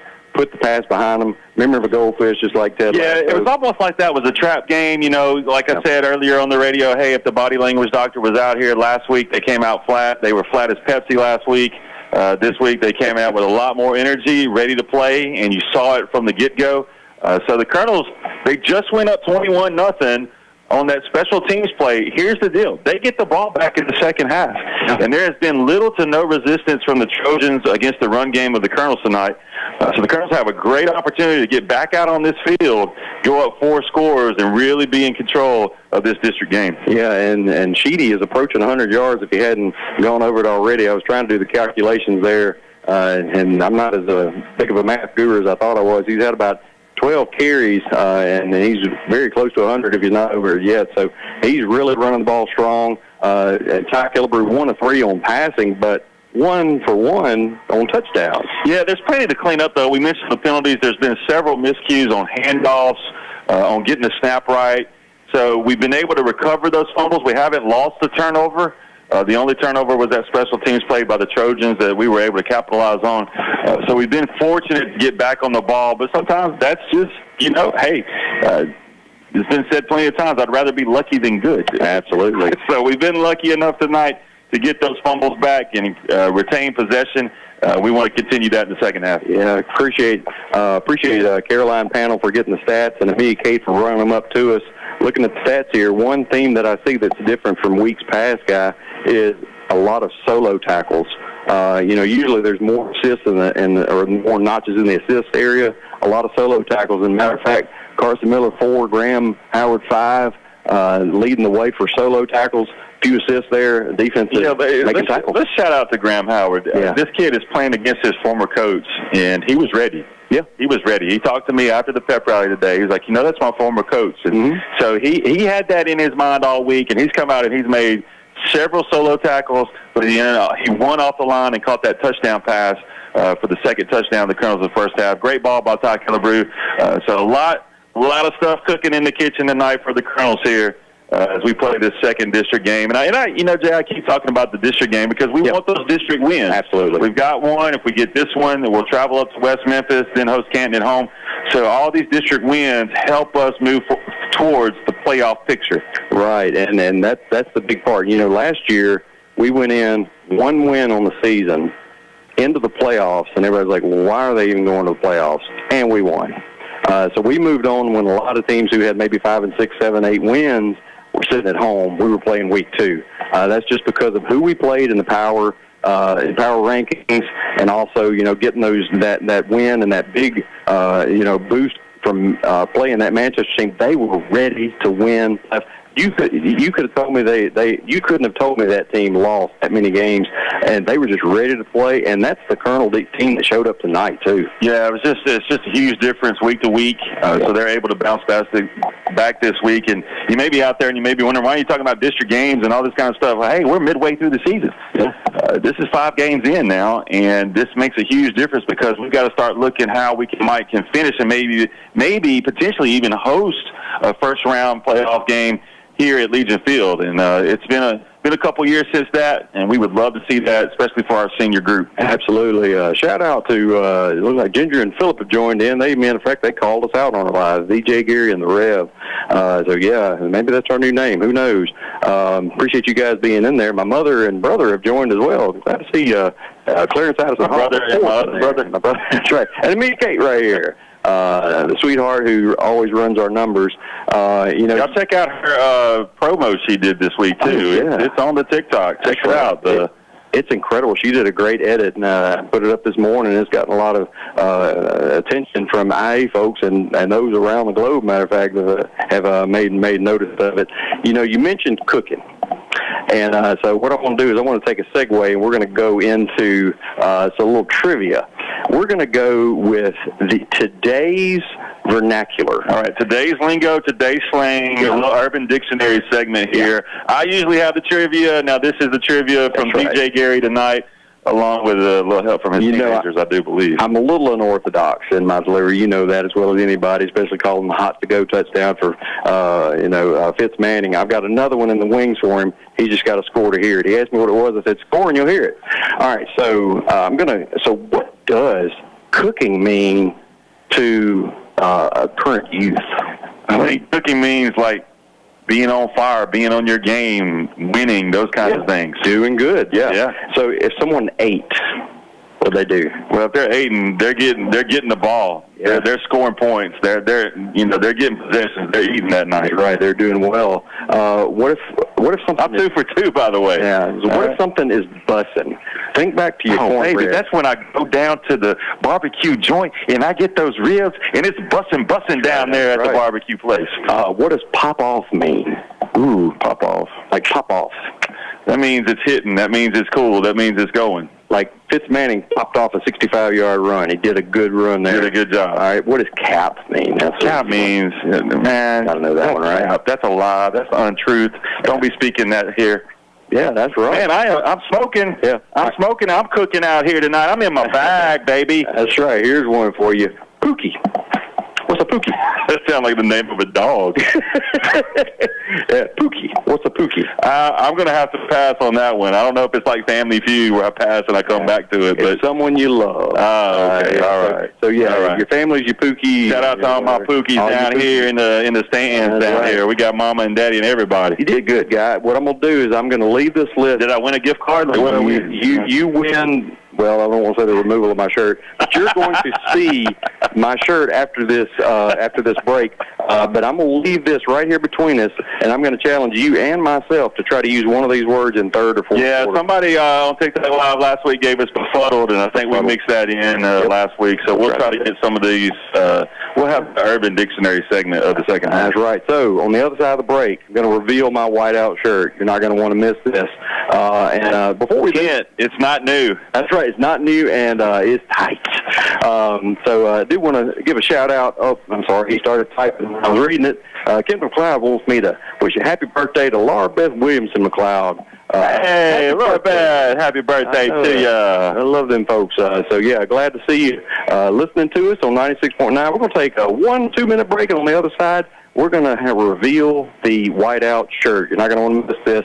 Join us on TikTok Live if you want to see it. You're listening to IA Colonel Football on 96.9, Super Talk for the Delta. Playing defense doesn't have to be something you do with your bank.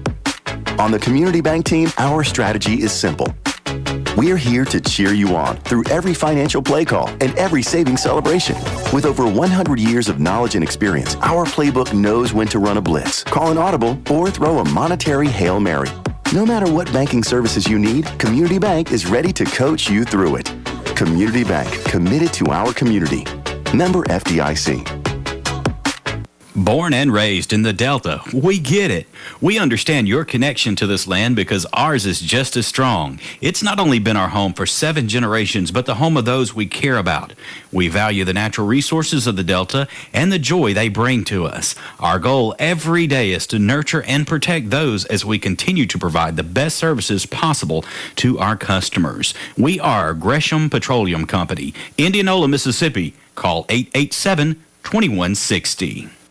Stay connected with your community through the Enterprise Tucson newspaper, Sunflower County's ultimate source for local news and updates. From breaking news stories to in-depth features, we deliver the latest happenings straight to your door. Stay informed with Enterprise Tucson. Subscribe in Sunflower County for $33 or $44 outside the county today and never miss a beat. Call 662-887-2222. Or log on to enterprise-tucson.com/subscribe to subscribe.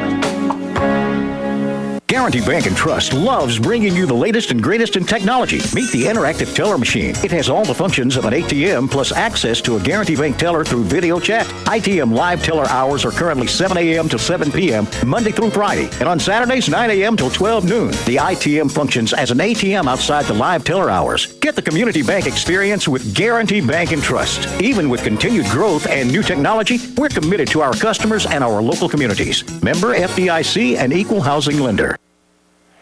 And we're back here at Legion Field. Colonels leading 21-0, wrapping up the halftime festivities.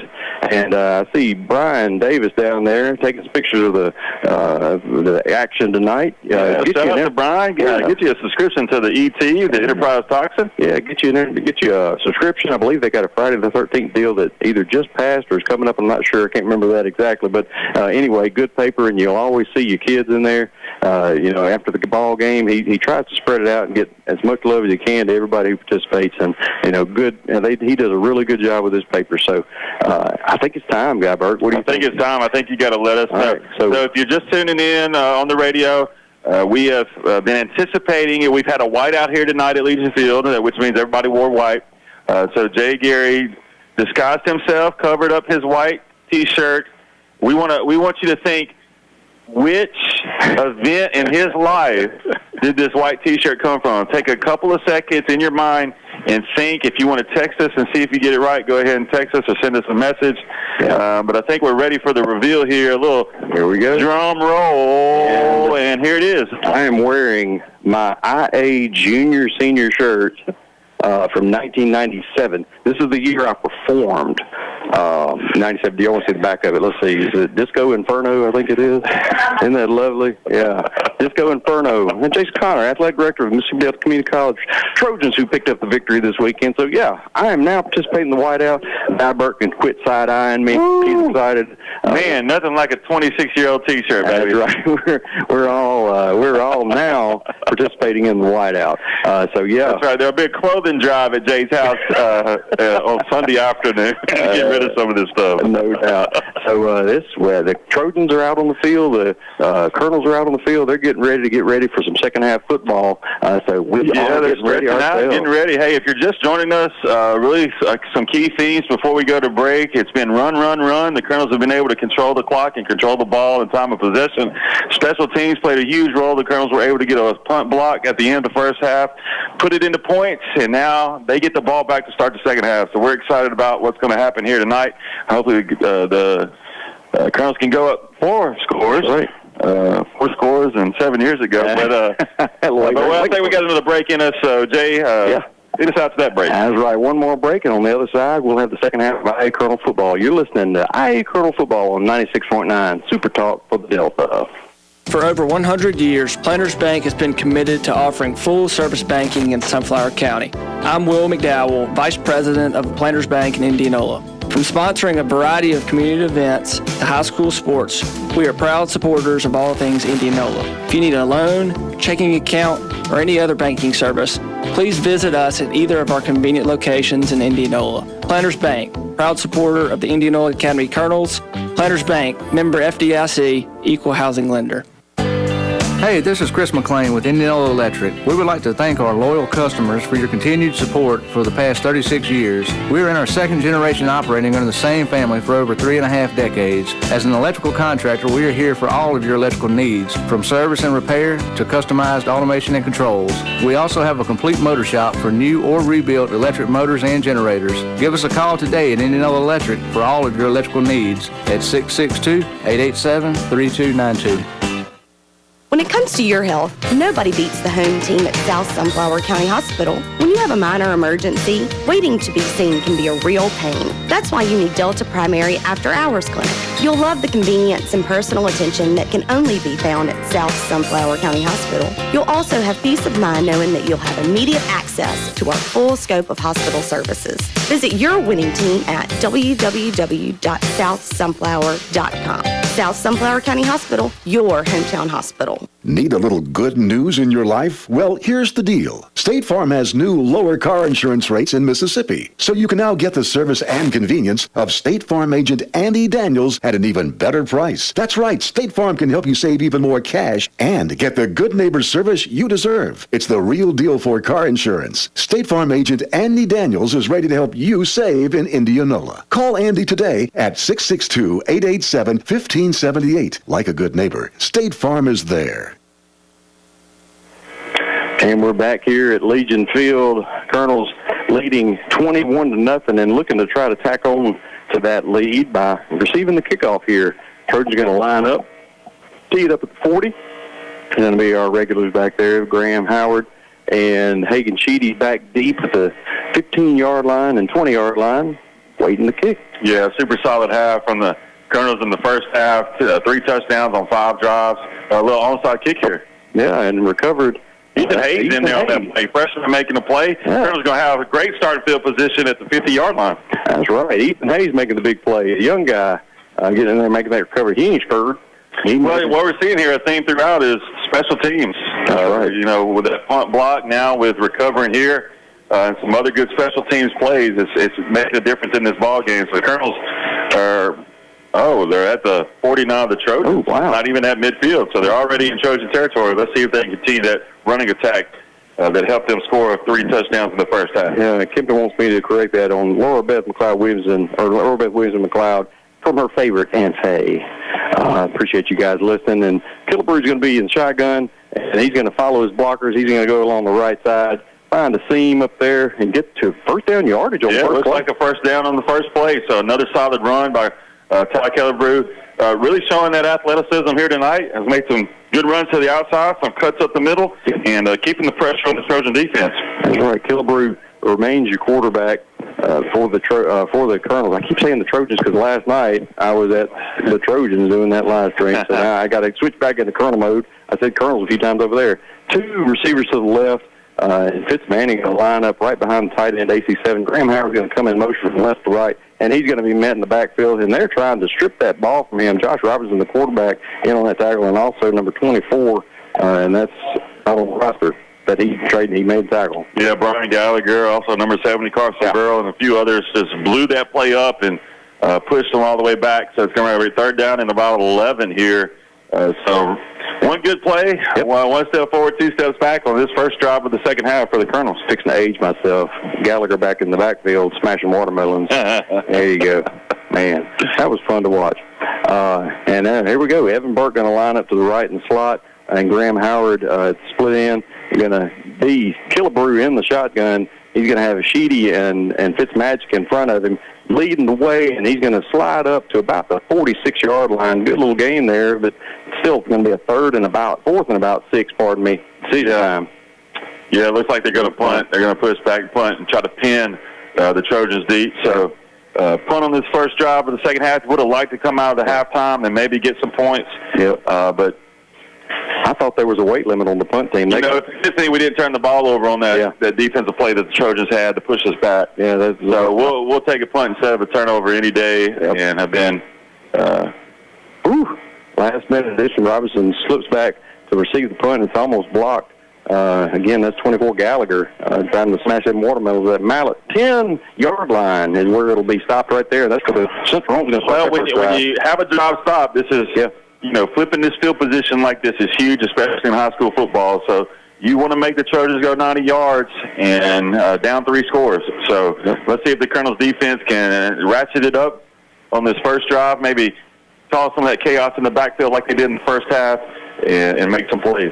Yeah, the Colonels, when they came out and had that big play at the end of the first half, you got to know that defense is excited to get out and see what they can do right now. And let's see if that momentum carries over into the second half. 9:53, your Colonel still leading 21-0, and Robinson going to have in that pistol formation and take the handoff to his back and throw to the running back out there in the flats, and he's going to fall down. Yeah, tight end number 33, Logan Eagle, went in motion and went back out to the flat. The snap took place. Josh Robertson threw it out there, but it was low and behind, so an incomplete pass brings up second down at 10. As we just get underway here in the second half, Colonels are up 21-0, looking to get a stop here and maybe get field position back. see old John Wood Reed, one of my CDA guys. We graduated together, CDA and IA, and he's doing a good job over there holding up that yard marker. Appreciate our field crew down there helping out with all the festivities here in game night. And this snap's going to be back to Robinson in the shotgun. He's going to scramble to his right, looking for a receiver to open up, and that is the 33 again. Logan Engel gets open and gets down the field. Yeah, it looked like Tucker Panel there up towards the line got his jersey pulled, but no flag on the play, and Josh Robinson was able to roll out and get a real positive play there on second. So it's going to bring up third down and about 2. Colonels may want to look at that run blitz like they did in the first half because the Trojans have been trying to run up the middle for the most of the night. It looks like Robinson's going to line up in the running back position as opposed to the quarterback as he normally had, and they're going to hand off to him, and everybody knows what's coming. And Carson Miller was the first one that knew was coming, trips him up in the backfield, 4th down and 6 Huge 7. play by number 57 to get into that backfield and bring the running back down. A lot of, like we talked about at halftime, a lot of solo tackles here tonight. So the Colonels are executing on defense, making those tackles. Not a lot of yards after contact for the Trojans. So a great play by the Colonels to force this punt and going to get great field position out of it. Been trying to replace the name Josh Robinson. It just dawned on me, running back for Dak Prescott and the Bulldogs. That's right. That's just right. Rolled a gut ball on that one. That's right. So it's going to be the punt here, and it's going to be a short field for the Colonels. Graham Howard's going to settle under it at the 47. It's going to bounce off his chest, and he's going to jump down on it. He's going to recover it. He's met by number 55, but Graham has recovered the fumble and down at the 45-yard line. We've had a good night tonight with these miscues, whether it be right then with the ball bouncing off his chest there or with some other fumbles. We've been able to recover and not turn the ball over. Hopefully that continues through the rest of this game. Maybe the Colonels can get this second drive of the second half going. Get some points. Yeah, flag on play there. And I will say, as a former punt returner, that is a lot of pressure as you're under that ball and you can't look in front of you and you just hear stampeding feet. That's right. That's a tough play. You know, and two, it depends on, the lighting where you're at. Yeah. You may be used to it at home, the lighting at home. Yeah, they're waving the flag up. They're picking that flag up. Yeah. But if you're on the road, the lighting can play a factor into that. So there's all kinds of variables that the average fan doesn't really maybe take into consideration all the time. But the Colonels have great starting field position here at the 44. Yeah. We played Winona last week, and reminds me when I picked up a punt at Winona and decided I saw green grass in front of me, but unfortunately didn't look to the left, and I got walloped from the left, and I felt it. And so IA is going to start the drive at the 44-yard line of the Trojans. Going to send Graham Howard in motion. Killebrew is under center, and handoff is going to be to Sheedy, and he's going to try to find that edge on the right side, and he does so, and he stutter steps to the inside and makes 2 of the Trojans shuffle over, and he's able to get right in between them. And I was going to say that run puts senior Hagen Sheedy over 100 yards tonight, 15 yards on that first down play. So just with one play, the Colonels get to the 30-yard line of the Trojans, looking like they're ready to knock on the door for another score. Yeah, they are really rolling, and it's been very apparent tonight that they have been ready to play all night long. Just a sense of confidence coming in, and you hope it carries over into next week as well. As although we got to finish out here, is 2 receivers to the left. Killebrew is going to be in the shotgun. Sends Sheedy in motion, takes the jet sweep to him, and carries to the left. He saw some green grass, but number 7, that is Aiden Cheek, is able to bring he was down. able to shoot through the middle there and make a diving ankle tackle to bring Killebrew down. So going to be a loss of a couple of yards there. So once again, good play, then not so good play. Good play, then not so good play. You need to kind of iron this out here because, I don't feel like this lead is necessarily safe. I mean, with a couple of turnovers, things can change, or with a punt block, things can change. So really need to lock in, get focused, and put some points on the board with this drive. Yeah, he was over 115 yards first half. I was just miscalculating, so maybe we ought to get somebody else to do the math. Fitz Manning over on the left-hand side. He's going to take it down to about the 28-yard line, get a good positive gain. 3rd and about 8. 8:04 left to go in this third quarter. Decision time to see what they can do here to try to get a manageable 4th down or a 1st down. Yeah, this is obviously 4th down territory. I don't think that you're going to punt from here. No. And I think the way you've been running the ball, you have a lot of options for your offense. Well, it's at the 28-yard line, the Trojans need about 8 yards here. Let's see what happens. Right on that no man's land. It's probably out of Hagen Sheedy's range, but you know who could hit it? Philip Dawson, 70 yards. And there's going to be Hagen Sheedy in motion again, that jet sweep, and he sidesteps the tackler and is able to get out to about the 28-yard line, and he was held right there by the jersey, by number 7, and he brings him down. It's going to be 4th down after a lot of motion, a lot of movement, not a lot of yards gained on that play. He was able to break one tackle in the backfield, but then just steadily tried to get to the corner and couldn't make it. The Trojans were able to bring him down. So a big 4th down and 6 for the Colonels here. 7 minutes left to go in the third, 21-0 as Blue comes to the line. Definitely controlling the ball here. Going to send 3 receivers, trips left. It's going to be Burke, Howard, and Sheedy to the left. And he's looking that way, and he's throwing that wheel route out there to Graham Howard. Graham Howard goes up and comes down with it. Number 2 lands on the 2, and it's a big gain on 4th down. Oh, now they're calling it incomplete. Oh, replay. Now they're calling it incomplete. And that was pretty. Well. Yeah, Ty Killebrew took a hit on that pass. He rode out to his right a little bit, threw it up for grabs. It's hard to tell because it's in the far corner for us. But they do call it incomplete. Going to be a turnover on downs here for the Colonels. 6:42 left to go in the third. Colonels leading 21-0. I will give it to the side judge. He was 10 yards away. We're about 70.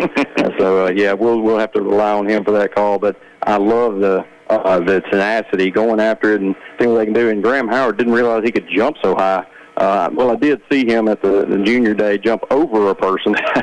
Pretty incredible feat. He did make a heck of a play on that ball, that's for sure. Trips to the right. Again, Josh Robertson looking to the left-hand side to the receiver. Number 2, he's going to shake and bake Levi Williamson, giving him chase, and is going to end up being one of the 5 or 6 Colonels in on the tackle. Never goes down, but blow the play dead as he gets first down yardage at the 38-yard line. Yeah, quick toss out to the left side there to number 2, Ethan Witt. Several Colonels were there to try to corral him. Never brought him down, but going to be 2nd down. Well, go give him a first down here on this play as the chains move. And the Trojans come to the line here. 6:42 left to go in the third. 21-0 Colonels. Ty Killebrew trying to wipe the sweat out of his eyes. Don't take me off. Just give me a towel. He gets back in there, and Robinson going to go again. Same play over there. Number 2 and Levi Williamson. He ain't fooled that time, and neither is Matthew Gary. They both lay the lumber to him. And he gets about 6 yards on the play, but Matthew and Levi made sure that he knew everything. Yeah, Coach Putnam was going to have to make some adjustments. They're going to use their size advantage on the outside, although number 2, Ethan Witt, is waving over. Looked like he may have taken a bigger hit than previously, so he's trying to catch his breath here a little bit. Well, when you got Levi chasing you, you're always running like a scared rabbit, and Levi catches up to you, you're going to pay for it. And it's going to be Robinson in that shotgun, 2 receivers to the right in the spread formation, 2 receivers each side, and throws it to the right side, and it's broken up by number 9, Will. Williams cleared in on that play. Good job. Good play. Jumps the route, takes it. Flag, and another flag, 2 flags. Carson Miller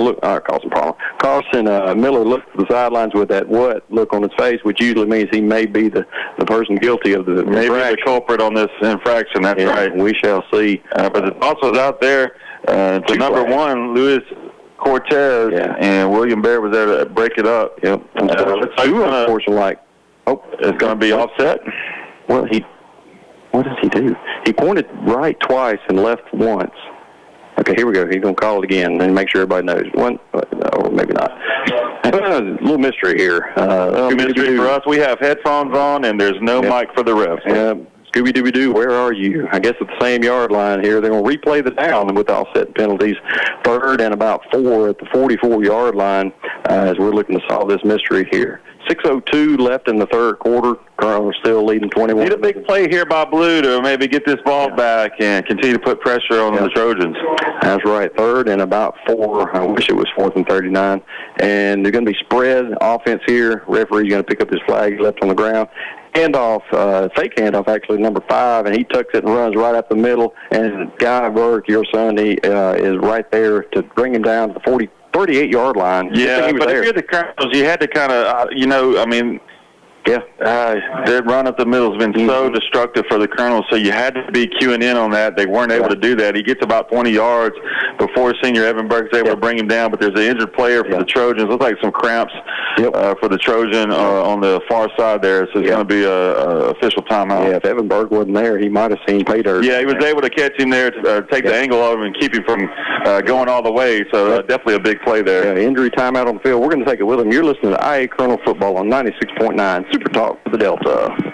Are you looking for another choice for your prescription needs? Try any of your local Good Neighbor pharmacies and experience the difference your friends and neighbors are already enjoying. Your local Good Neighbor pharmacies serving the Delta with 5 convenient locations. City Drugstore, Hollandale, Cleveland Medical Arts, Cleveland, GMP Pharmacy, Belzona, Yazoo Drug Company, Yazoo City, Magic Mart Pharmacy, Indianola. Your Good Neighbor Pharmacy, where you get same copay and better service. Experience the Good Neighbor difference. Bring your prescriptions in today. Your local Good Neighbor pharmacies serving the Delta with 5 convenient locations. For over 100 years, Planters Bank has been committed to offering full-service banking in Sunflower County. I'm Will McDowell, Vice President of Planters Bank in Indianola. From sponsoring a variety of community events to high school sports, we are proud supporters of all things Indianola. If you need a loan, checking account, or any other banking service, please visit us at either of our convenient locations in Indianola. Planters Bank, proud supporter of the Indianola Academy Colonels. Planters Bank, member FDIC, equal housing lender. And we're back here at Legion Field. Your Colonels leading 21-0 over the Central Holmes Trojans. 1st and 10 at the Colonel 39-yard line as the Trojans are trying to march down the field and try to make this game a little bit tighter. Colonel's trying to keep them from doing that. Clock is going to run. 2 receivers right, 1 left. Robinson in the backfield calls for the snap. Looks to the right, goes back to the left, throws that little out route, or excuse me, that hitch route again. Number 2 catches it, but he's on the ground. Ethan Witt. Yeah, caught it with the knee on the ground. Ty Kellebree was right there to ensure that he was on the ground. Right. So a quick little pass out there to Svensson. And I do want to say I see a celebrity down on the field, the Shannon Rainey, down there taking photographs. Appreciate all she does for IA. She gets us the rosters and a lot of other things she does for these kids. Appreciate all that she does. She really cares about what she does in the old academy. And trips to the right. Robinson going to be in the shotgun and calls for the snap. Looks to the right. He's driven to move, shift over to the right-hand side and throws it and is, oh, goodness, I think we got some cramps now, too. Incomplete. Yeah, big play by Carson Miller to push up through the line, get pressure to get Robinson off his spot, makes him go to the right. He makes the pass. Blaine Fleming's there, almost there to make an interception, but it was too low, incomplete. So it brings up 3rd down and long for the Trojans. 5 minutes left to go in this third. Yep. Colonels are up 21-0 trying to hold right here. Yeah, that's a big 3rd down here for the Colonel defense and for the Trojan offense. Let's see who comes out the victor on this side. Is spread formation, 2 receivers each side. Robinson going to have a running back to his right. He's going to fake the throw to the right, and nobody is fooled by that. Met in the mid by Carson Miller and Fitz Manning, and brings him down to the 40-yard line. Colonel, yeah, both those guys are ready. Fitz Manning coming in off that as a linebacker blitz there to just meet him as soon as he tried to take off. So really good cutting that off because he has been a headache for the Colonels tonight. Josh Robertson, number 9, a quarterback for the Trojans. Yeah. Colonels need to get this stop on 4th down and get a turnover on downs here. Up 21-0. 4th down here. I was looking at the placard and it said 4th, but it was actually 3rd. Now it's 4th down, trips to the right. Robinson is going to go swing over to his right and throw it deep as he possibly can to K3, and K3 on the coverage. But there was a grab. He's coming down, and we're waiting for the call. And they're going to call the catch at the 3-yard line. Yeah, just a heave. That's all it was, a heave. Yeah. Got one-on-one on the outside against Carrick Robinson. And number 1, Luis Cortez was able to bring it down and corral it. They gave him the catch right there at the goal line for the Colonels. So the Colonels are going to really have to – this can be a momentum swing, you know. There's a lot of time left in this game, and I know we're up 21-0, but with these type of plays, you never know what can happen. That's right, and the Colonel's looking to try to hold here, and that ball goes to the ground, and at the 7, that's going to be Aiden Sheik in for the touchdown. He ate on that play. Yeah, another terrible snap there. They were able to corral it and move it forward, and Sheik was able to run right up the middle. Once again, the Colonels have been. It's been hard for the Colonels to combat that run up the middle, and he was able to get in the goal line from the 3-yard line. So the Trojans get on the board. It's 21-6 with 4 minutes left to go in the third as the extra point attempt comes. Yeah, so the Trojans draw a little bit closer to the Colonels as we're approaching, or we're actually past the midway point of the third quarter. Let's see what the Colonels can do here to answer back. In the meantime, we're waiting the kick, waiting to see what that deficit's going to be for the Trojans. And the snap is back. Hold it down. The kick is up, and it's good. 21-7. 4:06 left to go in this third quarter. On the other side of the break, we're going to have the kickoffs and see what the Colonels can do to answer. You're listening to IA Colonel Football on 96.9 Super Talk for the Delta. Hey, Cooper, you know we've been talking about our Pabst Door Robertson floor service for a long time. Olivia, you know there is a reason the people in the Delta refinish hardwood concrete and brick floors. For all your flooring needs, come see us at Robertson Floor Service. I'm Bailey at Bill's Body Shop in Ruleville, and we want to fix your car. We're a family-owned business that has followed his lead. Excellent customer. Holmes has opened a 50-yard line. 50-yard line here. Colonels are going to have to answer that snap, so Colonels are going to have to rebound here, get refocused, and make a drive that really eats up this clock in the third quarter, and then get some points on it as well. Yeah, let's see what they got here. Again, it's going to be one receiver to the left, bunch formation here behind Killebrew under center. He's going to hand off. That's his running back. Hagen Sheedy going to get a few more yards up to about the 46-yard line. 4-yard gain sets up a 2nd and 6 as we take under 4 minutes to go in the third quarter. Good solid run up the middle there for the Colonels. Just kind of went old school and compacted it there at the line of scrimmage, and then just fired off and got a good 6-yard run there from the senior, who's well over 100 yards over the century mark for tonight. Maybe there's some cramps going on here, as everything heated back up this week, we're starting to see some of those cramps in the second half for both teams. That's right. Same formation split. Evanberg out wide to the left, Howard and Fitzmagic and Hagen Sheedy in the backfield behind Killebrew under center, and they're going to hand it to Sheedy, and he's just going to muscle his way up to about the 43-yard line, 3rd and manageable. Yeah, got about 2 more yards on this drive. Hagen Sheedy's done a really good job tonight of really being decisive. Over the first 4 games of the season, he's just too many times he's tried to get to the outside and try to get the corner. Tonight he's really shown the capability of cutting it up a little bit quicker, and it's really helped him gain a lot of yards. Yeah, once a back realizes north and south is the way to go, get you more yards in the paper, and he's figured that out, and they can definitely advance enough tonight. And Fitzmagic is going to go along the left side, and he has just gotten accustomed to getting those first downs for us. Gets us another one. Got about a 10-yard run there on that little misdirection play. Started right, went left on that trap play, and just a great way. Just carrying 3 or 4 Trojans for an extra 4 or 5 yards. So yards after contact for the Colonels has been a big deal tonight. Also, haven't turned the ball over tonight. I hope I'm not jinxing us by saying that. The only turnover has been Central Holmes with that punt at the end of the first half. So 2:22 left to go in the third. Colonels are up 21-7 and driving at the 39 of the Trojans. Yeah, let's see what you have in your bag of tricks here. They're going to send Evanberg from left to right, and I put him in the slot formation, or the slot position, Graham Howard in the split end, and it's going to be Ty Killebrew running up the field looking for some running room, and he finds it all the way down to the 16-yard line. And big block by Hagen Sheedy. Not only is he running the ball tonight, but he just laid a Trojan out to give Ty Killebrew T-bone a couple more yards on that run. So heck of a run, heck of a play by the Colonels. Looks like they're rebounding well in this third drive of the second half after giving us some points. It's going to be first down as the Colonels enter the red zone here. T-bone 8. There you go. 1:45 left. Colonel's driving here in the red zone, 17 yards away from pay dirt. And let's see what they call is here. Pistol formation with Killebrew in the shotgun. Take the rec snap and just go up the middle, get a few yards. He's going to get up to about the 14-yard line, 3-yard gain on the play. Field here, so another timeout by the officials. Yeah, if we were at an ACC game, I would say that was sus.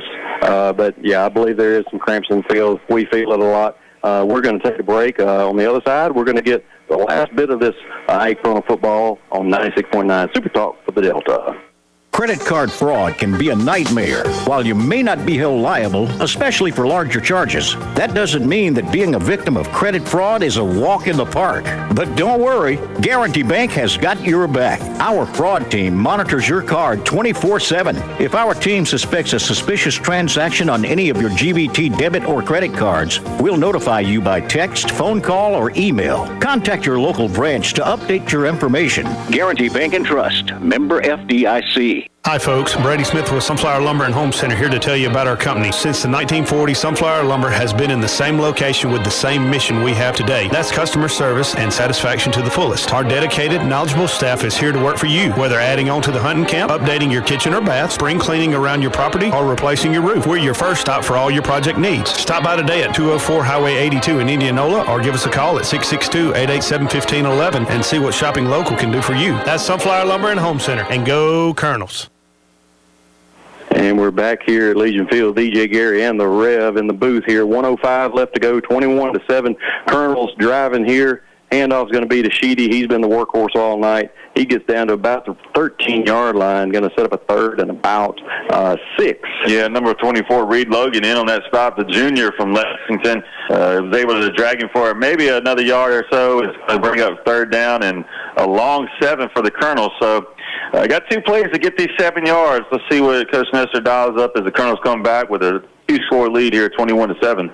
Yeah, under 30 seconds to go here. 2 receivers to the left, I formation, and Fitz Manning and Hagan Sheedy behind Killebrew under center. Handoff is going to be to Sheedy. He's going to go along the left side. Trojans have got it sniffed out. He may have gotten a yard on that, may have got to make a line of scrimmage. Looks like we're probably going to go to the fourth quarter to have a fourth down. Yeah, Lane Rainey and Blaine Fleming were trying to pull, and there was miscommunication there on the timing. And I believe they're discussing it now. Hagan Sheedy just kind of ran into his own miss. A little friendly fire there as the clock ticks out on the third quarter. Yeah, and Fitz Manning does the Fitz Manning squat. And when we come back from break, I'll talk to you about Matthew. I watch him play. He does one little specific move. We'll talk about that. It's fourth quarter. The 4s are up from the Colonels. They're excited about getting to this fourth quarter. Maybe get some more points on the board. We'll be back for the last quarter of IA Colonel football this Friday night. It's a sad moment for Sky Burke, leading 21-7. You're listening to IA Colonel football on 96.9 Super Talk for the Delta. Playing defense doesn't have to be something you do with your bank. On the Community Bank team, our strategy is simple. We're here to cheer you on through every financial play call and every savings celebration. With over 100 years of knowledge and experience, our playbook knows when to run a blitz, call an audible, or throw a monetary Hail Mary. No matter what banking services you need, Community Bank is ready to coach you through it. Community Bank, committed to our community. Member FDIC.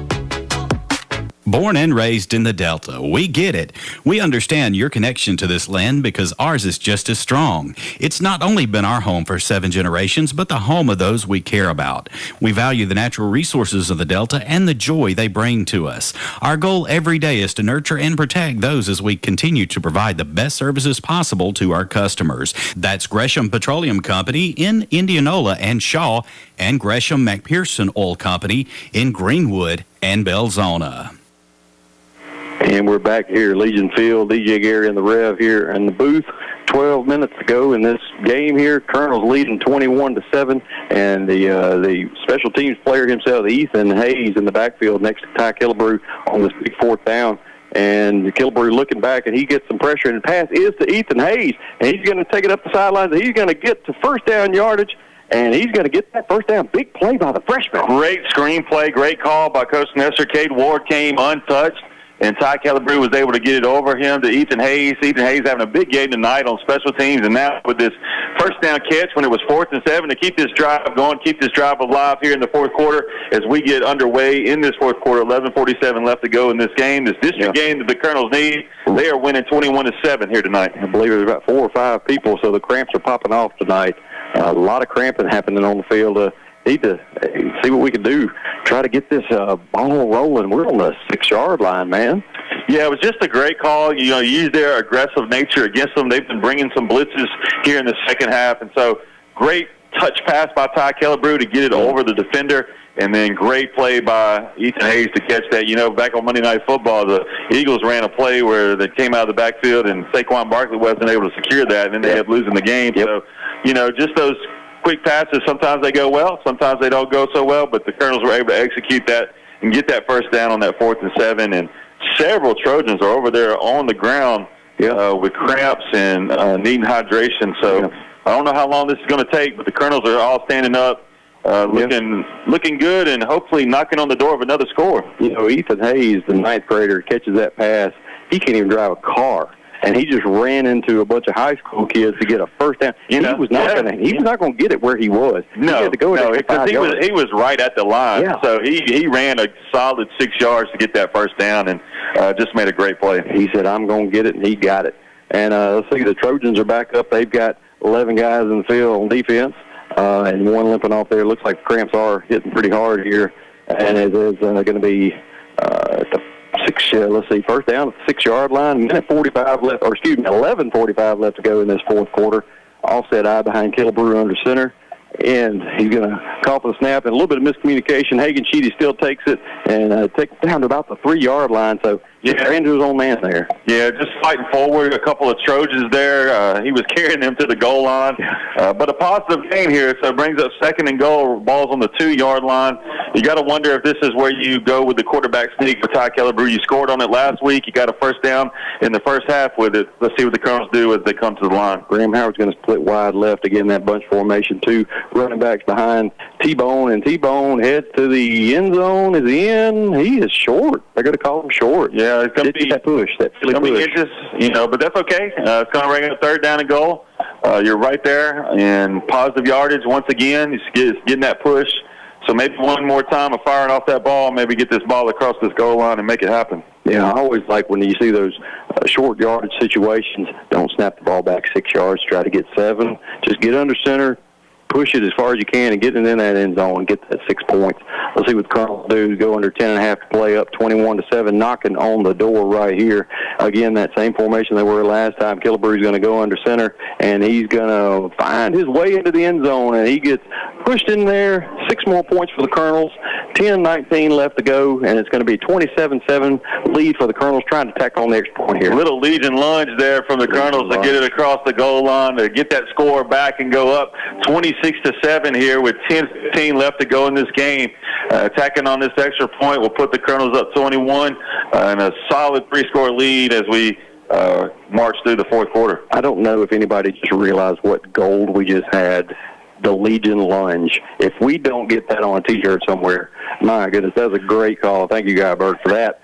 28-0. The extra point sails through the uprights, and the Colonels have taken the 21-point lead. We're going to take a break here. On the other side, the kickoff. You're listening to IA Colonel Football 96.9 Super Talk for the Delta. Stay connected with your community through the Enterprise Tucson newspaper, Sunflower County's ultimate source for local news and updates. From breaking news stories to in-depth features, we deliver the latest happenings straight to your door. Stay informed with Enterprise Tucson. Subscribe in Sunflower County for $33 or $44 outside the county today and never miss a beat. Call 662-887-2222. Or log on to enterprise-tucson.com/subscribe to subscribe. Hey, this is Chris McLean with Indianola Electric. We would like to thank our loyal customers for your continued support for the past 36 years. We are in our 2nd generation operating under the same family for over 3.5 decades. As an electrical contractor, we are here for all of your electrical needs, from service and repair to customized automation and controls. We also have a complete motor shop for new or rebuilt electric motors and generators. Give us a call today at Indianola Electric for all of your electrical needs at 662-887-3292. Back here at Legion Field, 10 minutes and 15 seconds to go in this 4th quarter. Colonels just took a 28-7 lead. Kickoff is going to be fielded by the Trojans at the 35-yard line. Didn't call for the fair catch. He decided he's going to do his own version of the Legion lunge and get about 6 extra yards up to the 41-yard line. Logan Eagle with another catch decided to stay upright and try to make something happen, being down 21-7. Under 10 minutes left to go in this game, and looks like another injury out there on the field. Yeah, more cramps. And while we're on the subject, that was just pure gold, the Legion lunge. As we were talking in pregame, we were thinking about, Guy Burke was like, what if we had some sort of, something or another that could be intimidating to the other team? And he mentioned the Legion laundry. Like, the Pittsburgh Steelers with their towels have white towels with some IA embroidered in there. I hope they're listening down there at the Booster Club. Maybe we can get these printed up and sold. Just think about a bunch of white towels waving in the stands and how intimidating that could be. Maybe put a student section down there in the side of the end zone and have them wave it over there or something. Man, that Legion laundry, let's get that on the docket. I like that. That's something that would be good for us. Well, looks like this injury timeout's going to be a little longer than we expected. We're going to take the break with them. You're listening to IA Colonel Football on 96.9 Super Talk for the Delta. Need a little good news in your life? Well, here's the deal. State Farm has new lower car insurance rates in Mississippi, so you can now get the service and convenience of State Farm agent Andy Daniels at an even better price. That's right, State Farm can help you save even more cash and get the good neighbor service you deserve. It's the real deal for car insurance. State Farm agent Andy Daniels is ready to help you save in Indianola. Call Andy today at 662-887-1578. Like a good neighbor, State Farm is there. Hey, Cooper, you know we've been talking about our Pabst Door Robertson floor service for a long time. Olivia, you know there is a reason the people in the Delta shop with our Pabst. You know it! We carry all type of floor, carpet, ceramic, wood, tile, and vinyl plank. We also sand, refinish hardwood concrete, and brick floors. For all your flooring needs, come see us at Robertson Floor Service. And get a free Coke. And by the way, the estimates are free. Robertson Floor Service Indianola, voted the best of the best for 2 years in a row. And we're back here. The pass out to Ethan Witt, and he makes his way around the left side, down the sideline, gets about the 41-yard line, hops up and starts doing some jig work, trying to work that cramp out. Yeah, working that cramp out. And he's got that size advantage over there on the far side. They've been targeting him a lot this second half. That's right. And there's going to be trips to the right, and they're going to look back to the left at Witt again, and Witt is going to be met by Levi Williamson and a few other colonels there. Ty Killeber over there as well, going to drive him out of bounds. Second down for the Trojans. Yeah, we'll see what adjustments made on this. They get another 5 yards. 3 colonels push him out of bounds. Good solid hit by Levi Williamson. Yep. Just the height advantage is giving the Trojans what they need to move this ball down the field. Number 2, Ethan Witt comes off. So let's see. Let's be careful on that run up the middle. It's getting a lot of yards running up the middle against the colonels tonight. And trips to the right again. Robinson in the backfield, and he pitches it out to his receiver in the slot, and he is going to catch the corner, and he's also going to catch these hands of, that is Ethan Burke. He's going to drive him down by the 20-yard line. 9:16 left to go. Colonels are trying to drive, Trojans trying to drive to score again. Tough. Swing pass out to Cade Ward, and had some momentum going, and Evan Burke was able to bring him down, but maybe took the worst. Sometimes when you're on defense, you give a hit, you kind of take the worst of it all. That's right, and hopefully he catches his breath, gets back out there, he's not injured. Trips to the left, Robinson going to be in the shotgun, and he's going to look to the right, nobody, look to the left, nobody. He says, I got to take it myself, and he's met by Graham Howard and then driven down by the Panimal. So Graham Howard slowed him up. Panimal took a piggyback ride and drove him down to about the 17-yard line, immediately hops up with a cramp. It's just one of them nights. Just one of those nights when they heated back up today. Yeah. Just part of it. Yeah. Deep into the game. But a good job by the Colonels. You know, when Robinson has scrambled tonight, he's been able to get some yards, but lately the Colonels have been able to stay in front, make him really earn it. They did that there tonight. Looks like he's going to come off for a play, so they'll bring in probably number 7, Aiden Cheek, to run the play for this next.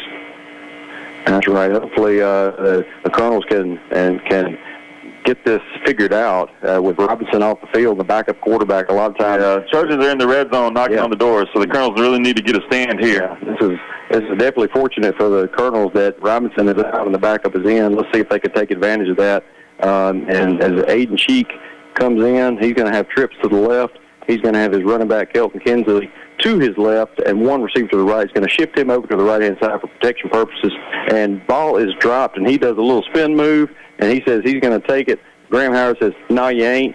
And he gets him down at the 14-yard line. So a good little gain, but still brings the 4th down. Yeah, made a heck of a play off the bad snap there. And Colonels were in the backfield. He was able to spin out of it. And then it was one-on-one with Graham Howard. Graham Howard had a great form tackle to slow him down. Other Colonels were in pursuit. So it's going to bring up 3rd down and 5 here. The Colonels really need a big stand on these next 2 possessions here, up 28-7. Like Matthew Gary may be the latest victim of those cramps, and there's the Matthew Gary stance right there. See it across his legs. He does it all the time between plays. We've seen these kids grow up playing football. We know what they do here. As, again, the backup quarterback is still in. The Panimal drives him to the inside, but there's nobody there. And, Graham Howard comes and lays the lumber, but it's not enough lumber, and he's able to get into the end zone. So Central Home scores a touchdown on the quarterback draw. That's going to be Cheek. Was able to get in. 7:38 left to go. The Colonels were able to flush him out of the pocket once again, and he took off full speed, and Graham Howard came off his receiver to meet him at the goal line, but he had too much momentum, was able to push it in. Going to bring it to 28-13. Let's see if they go for 2 or if they go for that 1 extra point. Looks like they're going to kick it. Yeah, happy to see Evan Burke back on the field. I know you're twice as happy as I am.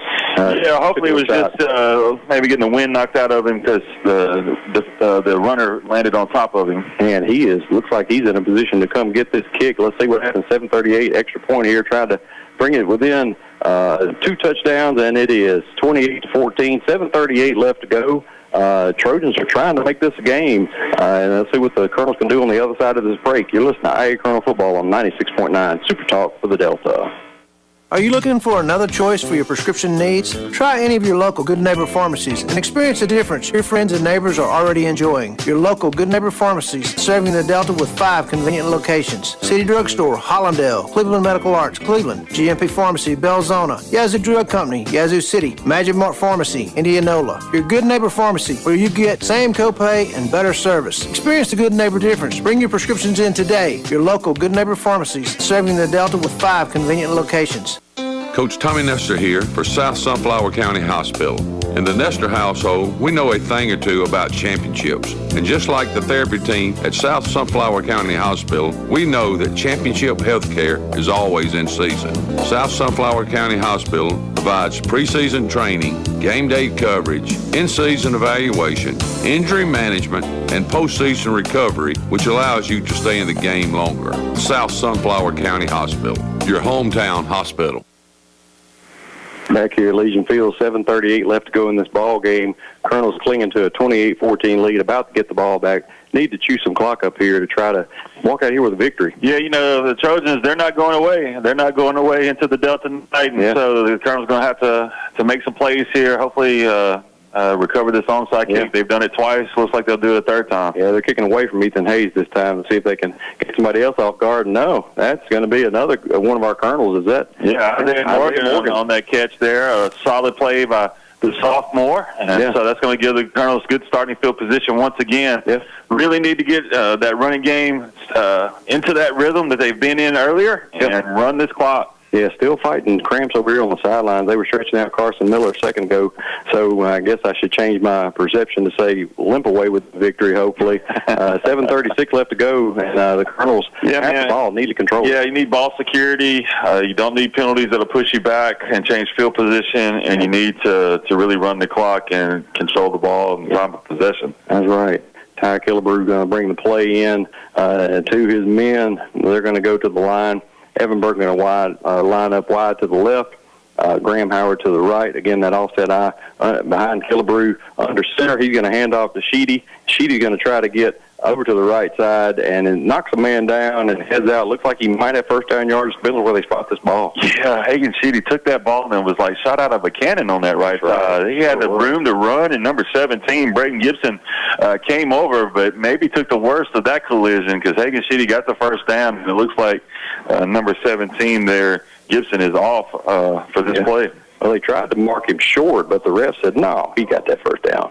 7:30 to go. Good start to this fifth drive of the second half here for the Colonels. You want to control this clock and put some more points on the board here. Yeah, two receivers to the left. Again, those two running backs to the left of Killebrew. He's going to take the snap, and he's going to go right up the middle, and they have sniffed it out and figured out what the Colonels are trying to do with those two backs in the backfield. Gets about 2 or 3 yards, but second and long. Yeah, Reed Logan and Logan Engel were in on that play there up the middle, so still positive yards here. Going to be about second down in about 7 or so as the Colonels move into Trojan territory.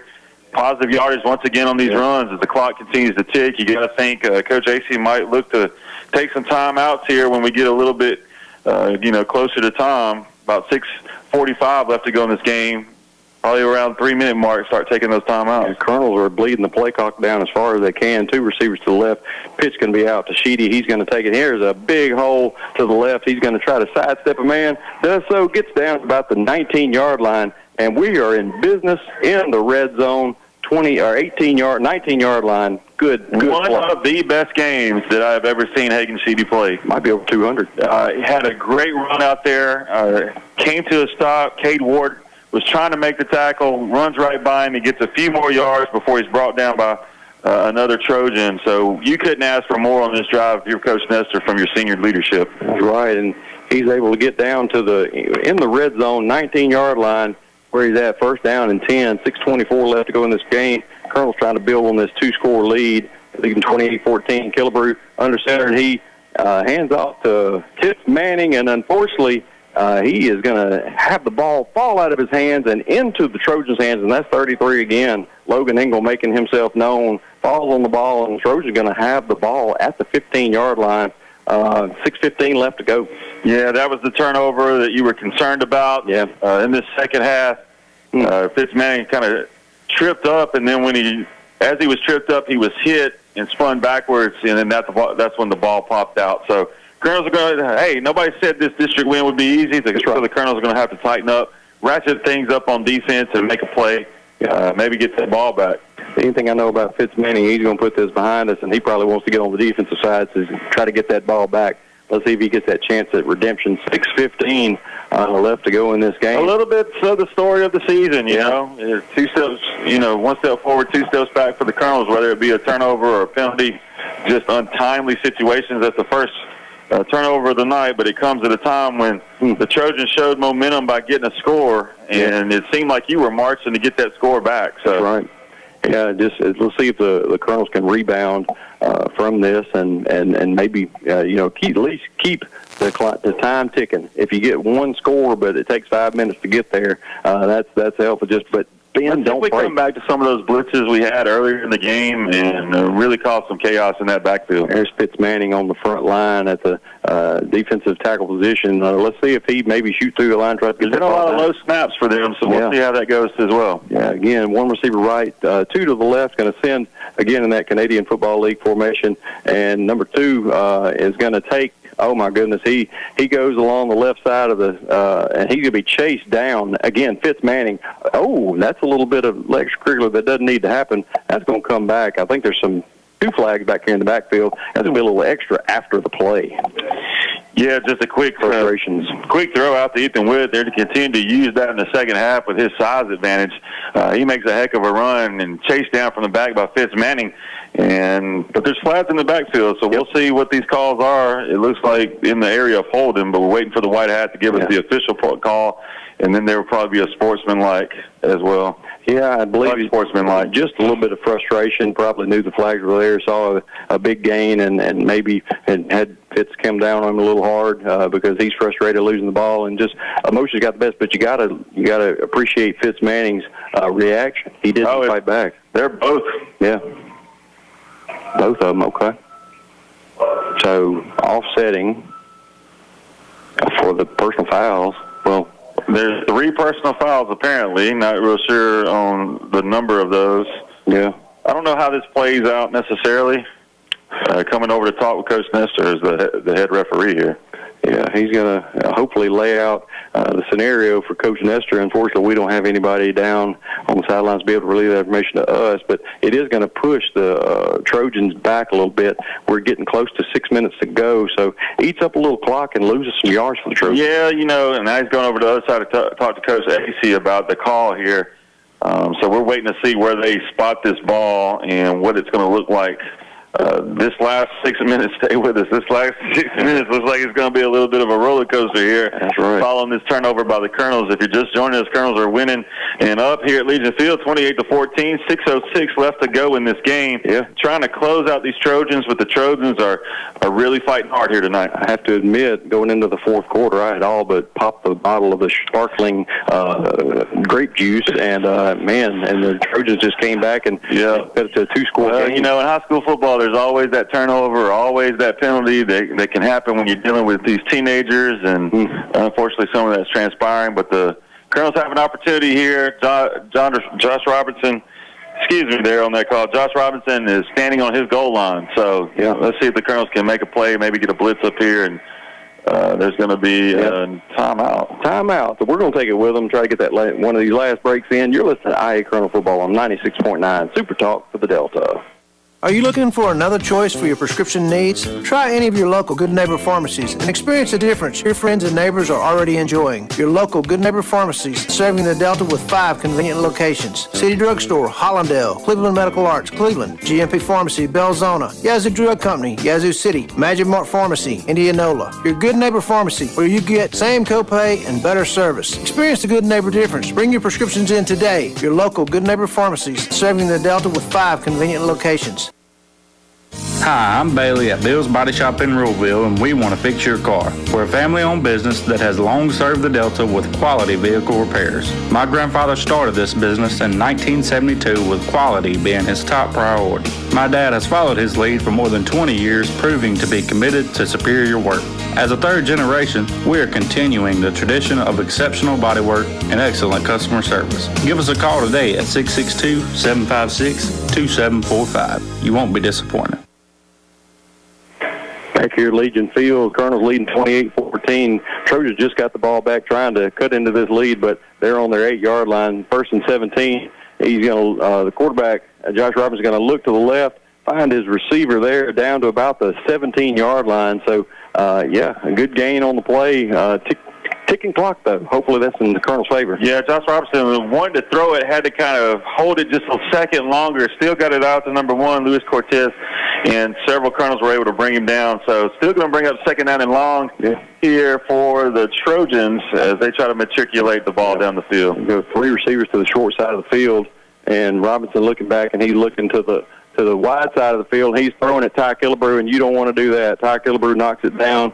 And Levi Williamson diving, trying to get that pick. And, again, they were targeting number 2, Ethan Witt, big receiver for them. Yeah, Robinson's made some big throws, some big heaves, and they're just trying to use that height advantage out there. But Ty Killebrew was, over in that area, was able to clamp down one-on-one and keep that big play from happening. That's right. And I tell you, I should have known when the newspaper editor didn't leave. He knew a story was developing that it was not in the bag.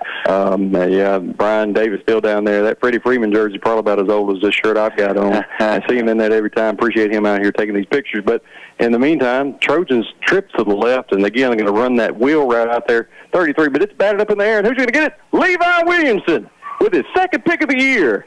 My goodness, that's the play we needed right there. Levi Williamson, right place, right time. Josh Robertson rode out to the left. He was eyeing his man the whole time, but he didn't realize the Colonels were in pursuit. They hit him as soon as he threw the ball. The ball went up in the air, and Levi Williamson, the right place at the right time, makes that catch, and the Colonels are in business now at the 20-yard line of the Trojans, up 28-14 with 5:18. That may be the play that shifts the momentum one final time. Isn't that incredible? Levi Williamson, just right place, right time. Ball falls in his hands. Could be, hopefully. Look, that ball for Levi probably felt like it was up in the air for 10 minutes, man. But he made that play. Great job by him. That's right. And, again, Patrick Davis is going to come in at the quarterback, and he's going to have Evan Burke to the left, and a bunch formation handoff to, and let's say, that's Ty Killebrew. Yeah, they put him in the running back, and getting Patrick in here to run some plays at quarterback. He had a heck of a game for JV last night, so now he's going to come in and help close out this game. Little 2-quarterback system here for the Colonels throughout the year, and tell you what, Patrick always shows the command out there, knowing what's going on and what needs to happen. He looks well beyond his age, I promise you. And we do have to say that the JV squad is, 4-0 now? Man, they're just doing it all day long, and then coming out here and playing on Friday night. And then we're going to go that bunch formation again to the right, and Evan Burke out to the left. Handoff going to be Killebrew, and he's met at the line of scrimmage, falls down 3rd and 7 at the 18-yard line, 4:28 to go. Yeah, really just trying to bleed this clock out. It is your best friend right now when you are up 28-14 at home. So really taking their time, really wanting to make sure no more fumbles or miscommunication here, and try to close this thing out. Take your time, and Killebrew's going to come off and get a well-deserved break. I believe Grant Howard's going out there to take his place. Let's see what the call is here. Actually, Hagan Sheedy's going to be in the backfield at that tailback, and it's going to be Fitzmanning in front of him, 2 receivers to the left, and Davis is going to go under center just trying to bleed this play clock as much as he can. Pitch is going to be out to Sheedy, and he's been running all night long, runs them into the back of his own man, Graham Howard, and he falls down right about the 18-yard line, so no gain on the play, 4th and about 8 with 3:40 left to go. Yeah, it looked like Josh Robinson was in on that play from a safety position to really take Hagan Sheedy down.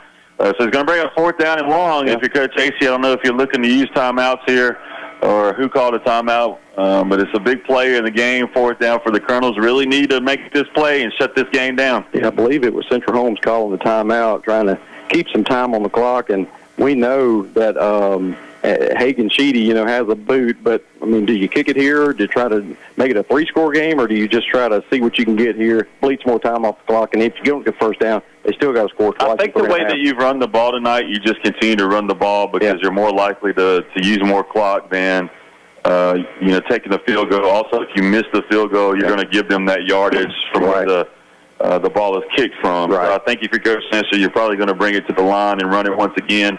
Even if it's a quarterback sneak, you just want to kind of use this clock as much as possible. As it started running, is about to start running here as soon as they get it right, and as soon as they going back and trying to communicate on what it needs to be here. That's right. I believe Coach Nestor just got a phone call from Sandra Bullock saying, run the dang ball. So they're going to line up in the I formation, and it's going to be 2 receivers to the left in Evan Burke and Graham Howard. Behind Patrick Davis under center is going to be the fullback position, Fitz Manning, and actually Ty Killebrew. Yeah, they just added 10 seconds back to the clock. So the clock on the field, the referee is trying to communicate with our clock operator, so it's going to put the game at 3:44 with a 4th down and 6 for the Colonels here with a 2-score lead. Colonels were at the line, decided to huddle back up, make sure they got the right play call. I think that's the right call, especially on this big 4th down play. So it's going to be 4th and about 6 at the 16-yard line. Referee still communicating to someone in this direction, maybe the clock operator or the coaches here, and we're fixing to be set to play for this 4th down. 3:44 left, big play here for the Colonels, and going to hand off to Fitz Manning, and he's going to try to find some space to the right. He's unable to find it. Central Holmes was able to put him down at the 20-yard line. They'll take over there with 3:38 left to go. Yeah, and they just called a timeout, so that took about 6 seconds off the clock there. They're going to get the turnover on down, so unable to score with another opportunity there for the Colonels. Second turnover on downs tonight in the second half, as the Trojans will not go away quietly. That's right. And what did I think you said earlier? Will not go gentle into this good night. I think that's something we learned. I think I learned it my junior, senior year. But hey, this is your game. Everybody's going to fight to win these games, and you got to keep fighting until it's 000. Here we go as the Trojans come out swinging here with trips left. And Robinson going to take the snap, and a little bit of just a screen pass out there to his receiver, and he's going to find his way down to about the 32-yard line. Trojans trying to get out of bounds, and they do so. So it's the 33-yard line, 3:27 left to go, down 2 scores. Trojans trying to make this just a screen play out to the left, and he's able to do a lot with it. 3 Colonels were able to push him out, but not until he got several yards past the first down marker. So they're running hurry up, and Colonels are trying to get off, and there'll probably be a flag here. Yeah, I believe they might have. No, they put it down, I believe. I don't know if the line judge here put it down or not, but anyway, the pass is going to be over there and complete to the 32-yard line. They're going to go without the penalty here. 3:04 left play, ticking under 3 minutes to go. Fitz Manning is trying to get off the field here to make sure we don't get. They do have 3 timeouts if they need to reset on defense. Trips to the right, but there's going to be, let's see, there's a stoppage of play, but it's uncertain as to what. The referee's counting how many are on defense before the ball was snapped. He was running off the play. I don't know. I think he was off. Fitz Manning was trying to get off the field, and so now they're going to call it too many men on the field there. Yep, there it is, illegal substitution, or too many men on the field there. And that's going to give them a few extra yards, under 3 minutes to go. Yeah, that'll get them the Trojans first down and 5 and move it to about the 38-yard line there. Thinking ahead here, the onside kick has not been their friend tonight. So y'all got to like the Colonel's chances of recovering onside kick, even if what has been their friend are some long passes. Yeah. So they have that in their arsenal, and they've got some size on the outside where Josh Robinson can just heave it and maybe get a penalty or get a huge catch like they have a couple different times tonight. That's right. And it looks like our linebackers are playing a little bit deeper than normal. They may be in coverage, and they sure are. And they roll out to the right and just throw it up for grabs. William Baird out there tries to make a one-handed catch on Luis Cortez, and he is calling for the flag, and he gets it. And 2:47 left to go. He's going to get that pass interference call, you believe. That's going to set the Trojans up. Yeah, that's the offense in the second half. Let's use our size advantage on the outside and throw it to number 2. There they went to number 1, Luis Cortez. Yeah. And so hey, let's roll out and let's throw it in the flat and get 5 or 6 yards, or let's take our shots down the field. And right there they got the penalty call they were hoping for. Yeah, and the Trojans looking to try to take advantage of it, especially, you know, when those penalties take place, it takes about 30 seconds for the refs to set the ball, make sure it's in the right place. It gives you plenty of time to talk over the plays, not only one play, but what are we going to run next play? Yeah, this penalty is going to move it into Colonel territory here at about the 47-yard line. Trips to the left, Robinson in the shotgun, got his running back beside him. To his right, going to call for the snap, and throwing to the left, and he fumbles it, but he goes out of bounds before he fumbles it, so it's going to be pretty much 2nd and 10, 2:39 left to go, no yardage on the game. Yeah, just a quick throw out into the flat there to number 15, Cade Ward, and Matthew Gary and Levi Williamson were there to get him out of bounds. He did fumble the ball, but it was just a short gain, so the Colonels really have to think about bringing some pressure here at some point to really get Josh Robinson off his spot as he looks to throw the ball. That's right, and, you know, with that pressure, try to get that quarterback sack. It looks like they're going to be in coverage. Again, quarterback Josh Robinson looking to his right, going to have his receiver sit down in the middle of the field there, and he runs all the way across the field, no yardage in the positive direction, goes out of bounds about the 35-yard line, so he ran about 60 yards to get 10. 2:27 left to go, so that helps the Colonels by getting some more time off the clock. Yeah, Cardell Milto caught that in the middle of the field and then just tried to get to the outside. Several Colonels were tracking him down, able to push him out.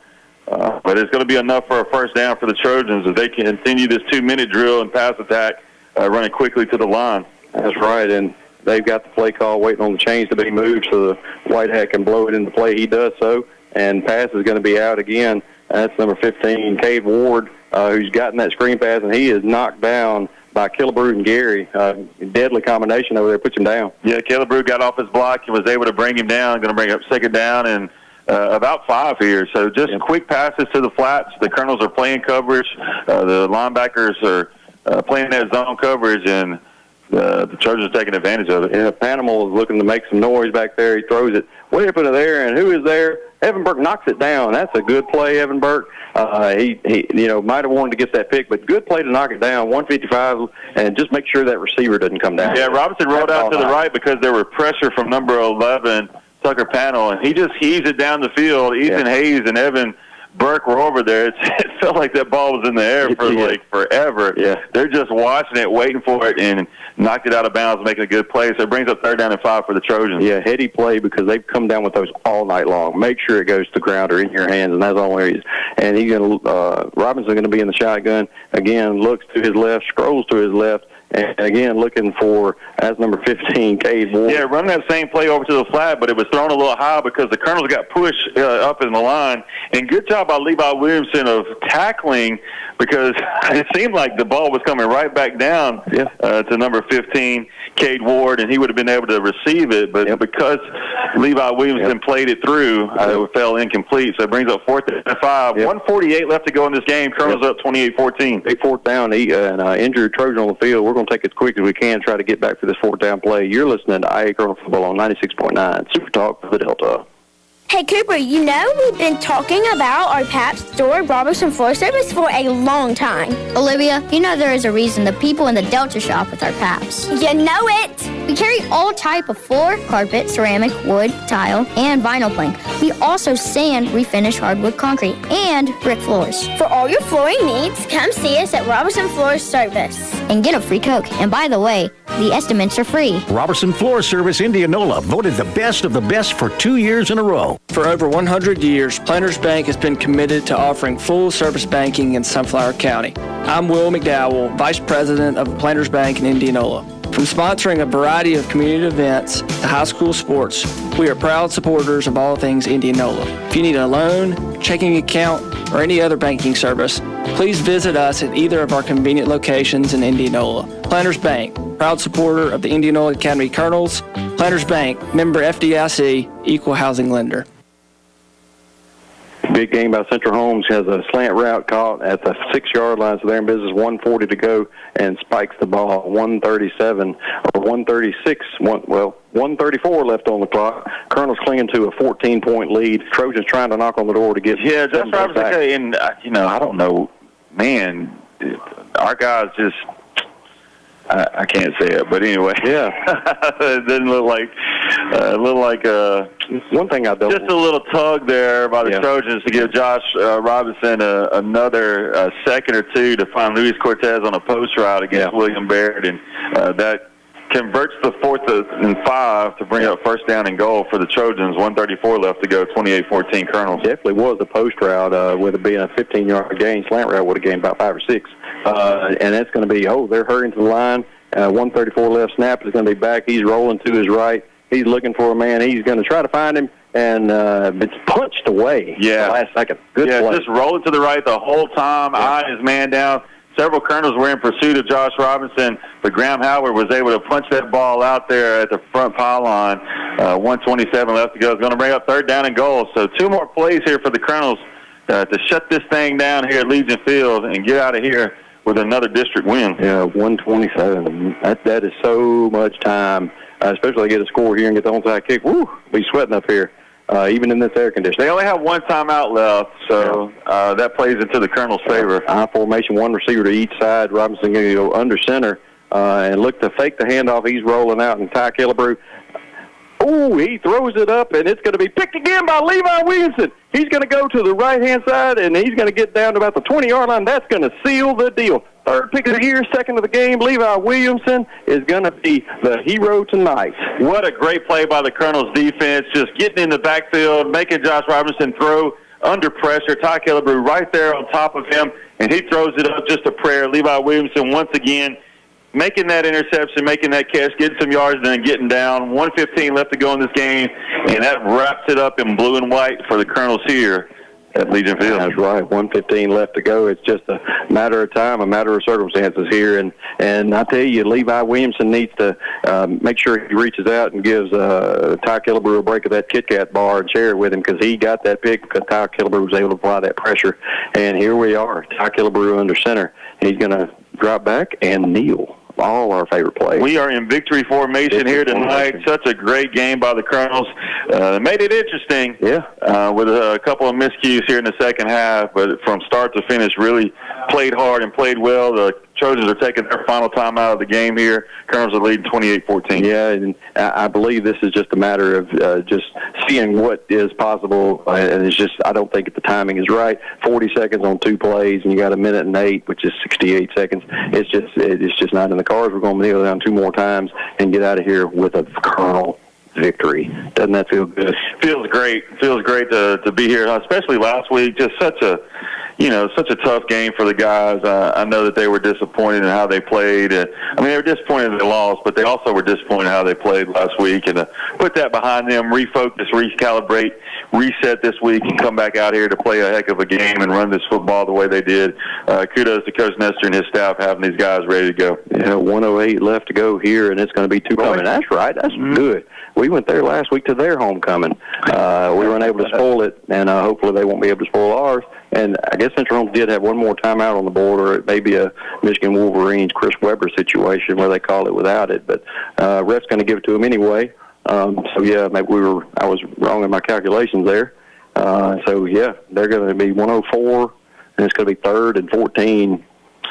So I guess they can kneel 1 more time and then call their own timeout and punt it away. But even there, you're talking about 30 seconds to get 2 scores. It's just going to be highly improbable that they're able to. Probably the win probability percentage is at 99 for the Colonels on the ESPN FBI index right now, I believe. And they're going to blow the play into action here. And Ty Killebrew is going to try it out there. How about you just maybe run one up the gut and see if you can get a first down if you want to, and that way you don't have to punt. But I think you take the easy route here and go victory formation. But they are lined up with 2 receivers to the left, Hagen Sheedy deep in the backfield, and they are going to do that. They're going to take Ty Killebrew around the left side. He's going to find a little bit of daylight, get up to the 25-yard line, and the play clock is going to reset at 40 with 58 seconds on the clock. So that's 18-second differential on the play clock. We're going to be able to either take the timeout or get the punt with 18 seconds, and even with we're going to let it run all the way down, take 1 timeout. I guess you would punt it here. It's 4th and 5 on your 25-yard line. We'll see what Coach Nestor decides to do. It's going to be about 20 seconds, 18 seconds left. What was it that the Lions did that year where they just didn't punt and the punter just ran around in the backfield, ran the clock out? Yeah, that's an option. That is an option. You can get it back there and just run around and then eventually then take a knee or whatever. Yeah.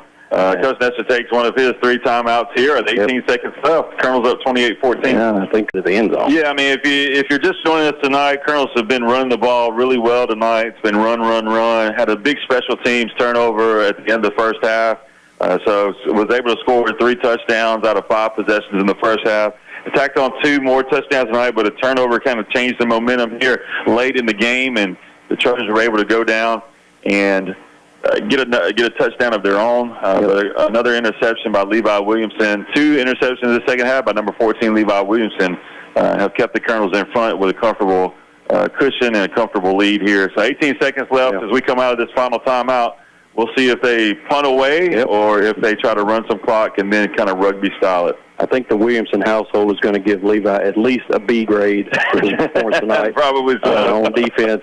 Tracy Williamson and Matt, they make sure those kids are doing everything right. And matter of fact, I think they have a streak of children and adults who have won the Colonel Award. They are most outstanding athletes. They are coming in punt formation. Let's see if he just holds it for a second or two, or if he's just going to punt it away.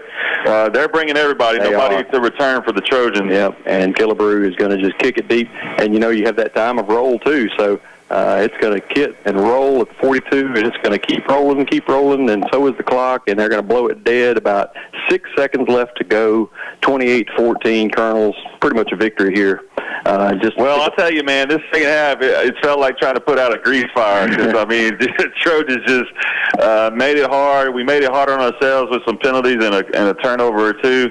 But it looks like the Colonels are going to get this second district win here tonight, and that's huge. It's huge. We've been talking a lot about that tonight because it means so much for the playoffs and being midway through the season now. We've got to start looking in that direction. Well, if you think about it like this, Guy Burke, what is our district record after this win? It's going to be 2-0. Undefeated. That's right. So in the district, you're leading the district. Of course, you will play some other district games that'll be a little bit tougher than this one. Hopefully, come out on the brighter side of that. But we're 2-0 in the district. That's big. And Colonel's looking here to try to get this last play, maybe 2. Yeah, I mean, I think with these 2 wins and your power points that you're looking at that lead down to the end of the season, hosting a playoff game is not out of the realm of possibility. So you look towards that end. And Robinson's going to call for the snap back, and he's going to pitch it out to his running back, number 8, and back at you, Gary. And they're going to just find him in the back, corral him, and finally just drag him down. Oh, fumble. Ty Killebrew is going to walk into the end zone. He's got the ball. Mama, that go that man. They're calling him down, and that's the ball game. Well, I'll take it either way, but I sure would like to see T-Bone get the end zone one more time. But, yeah, man, Colonel victory tonight, 28-14. Rapid in blue and white, Gary. Rapid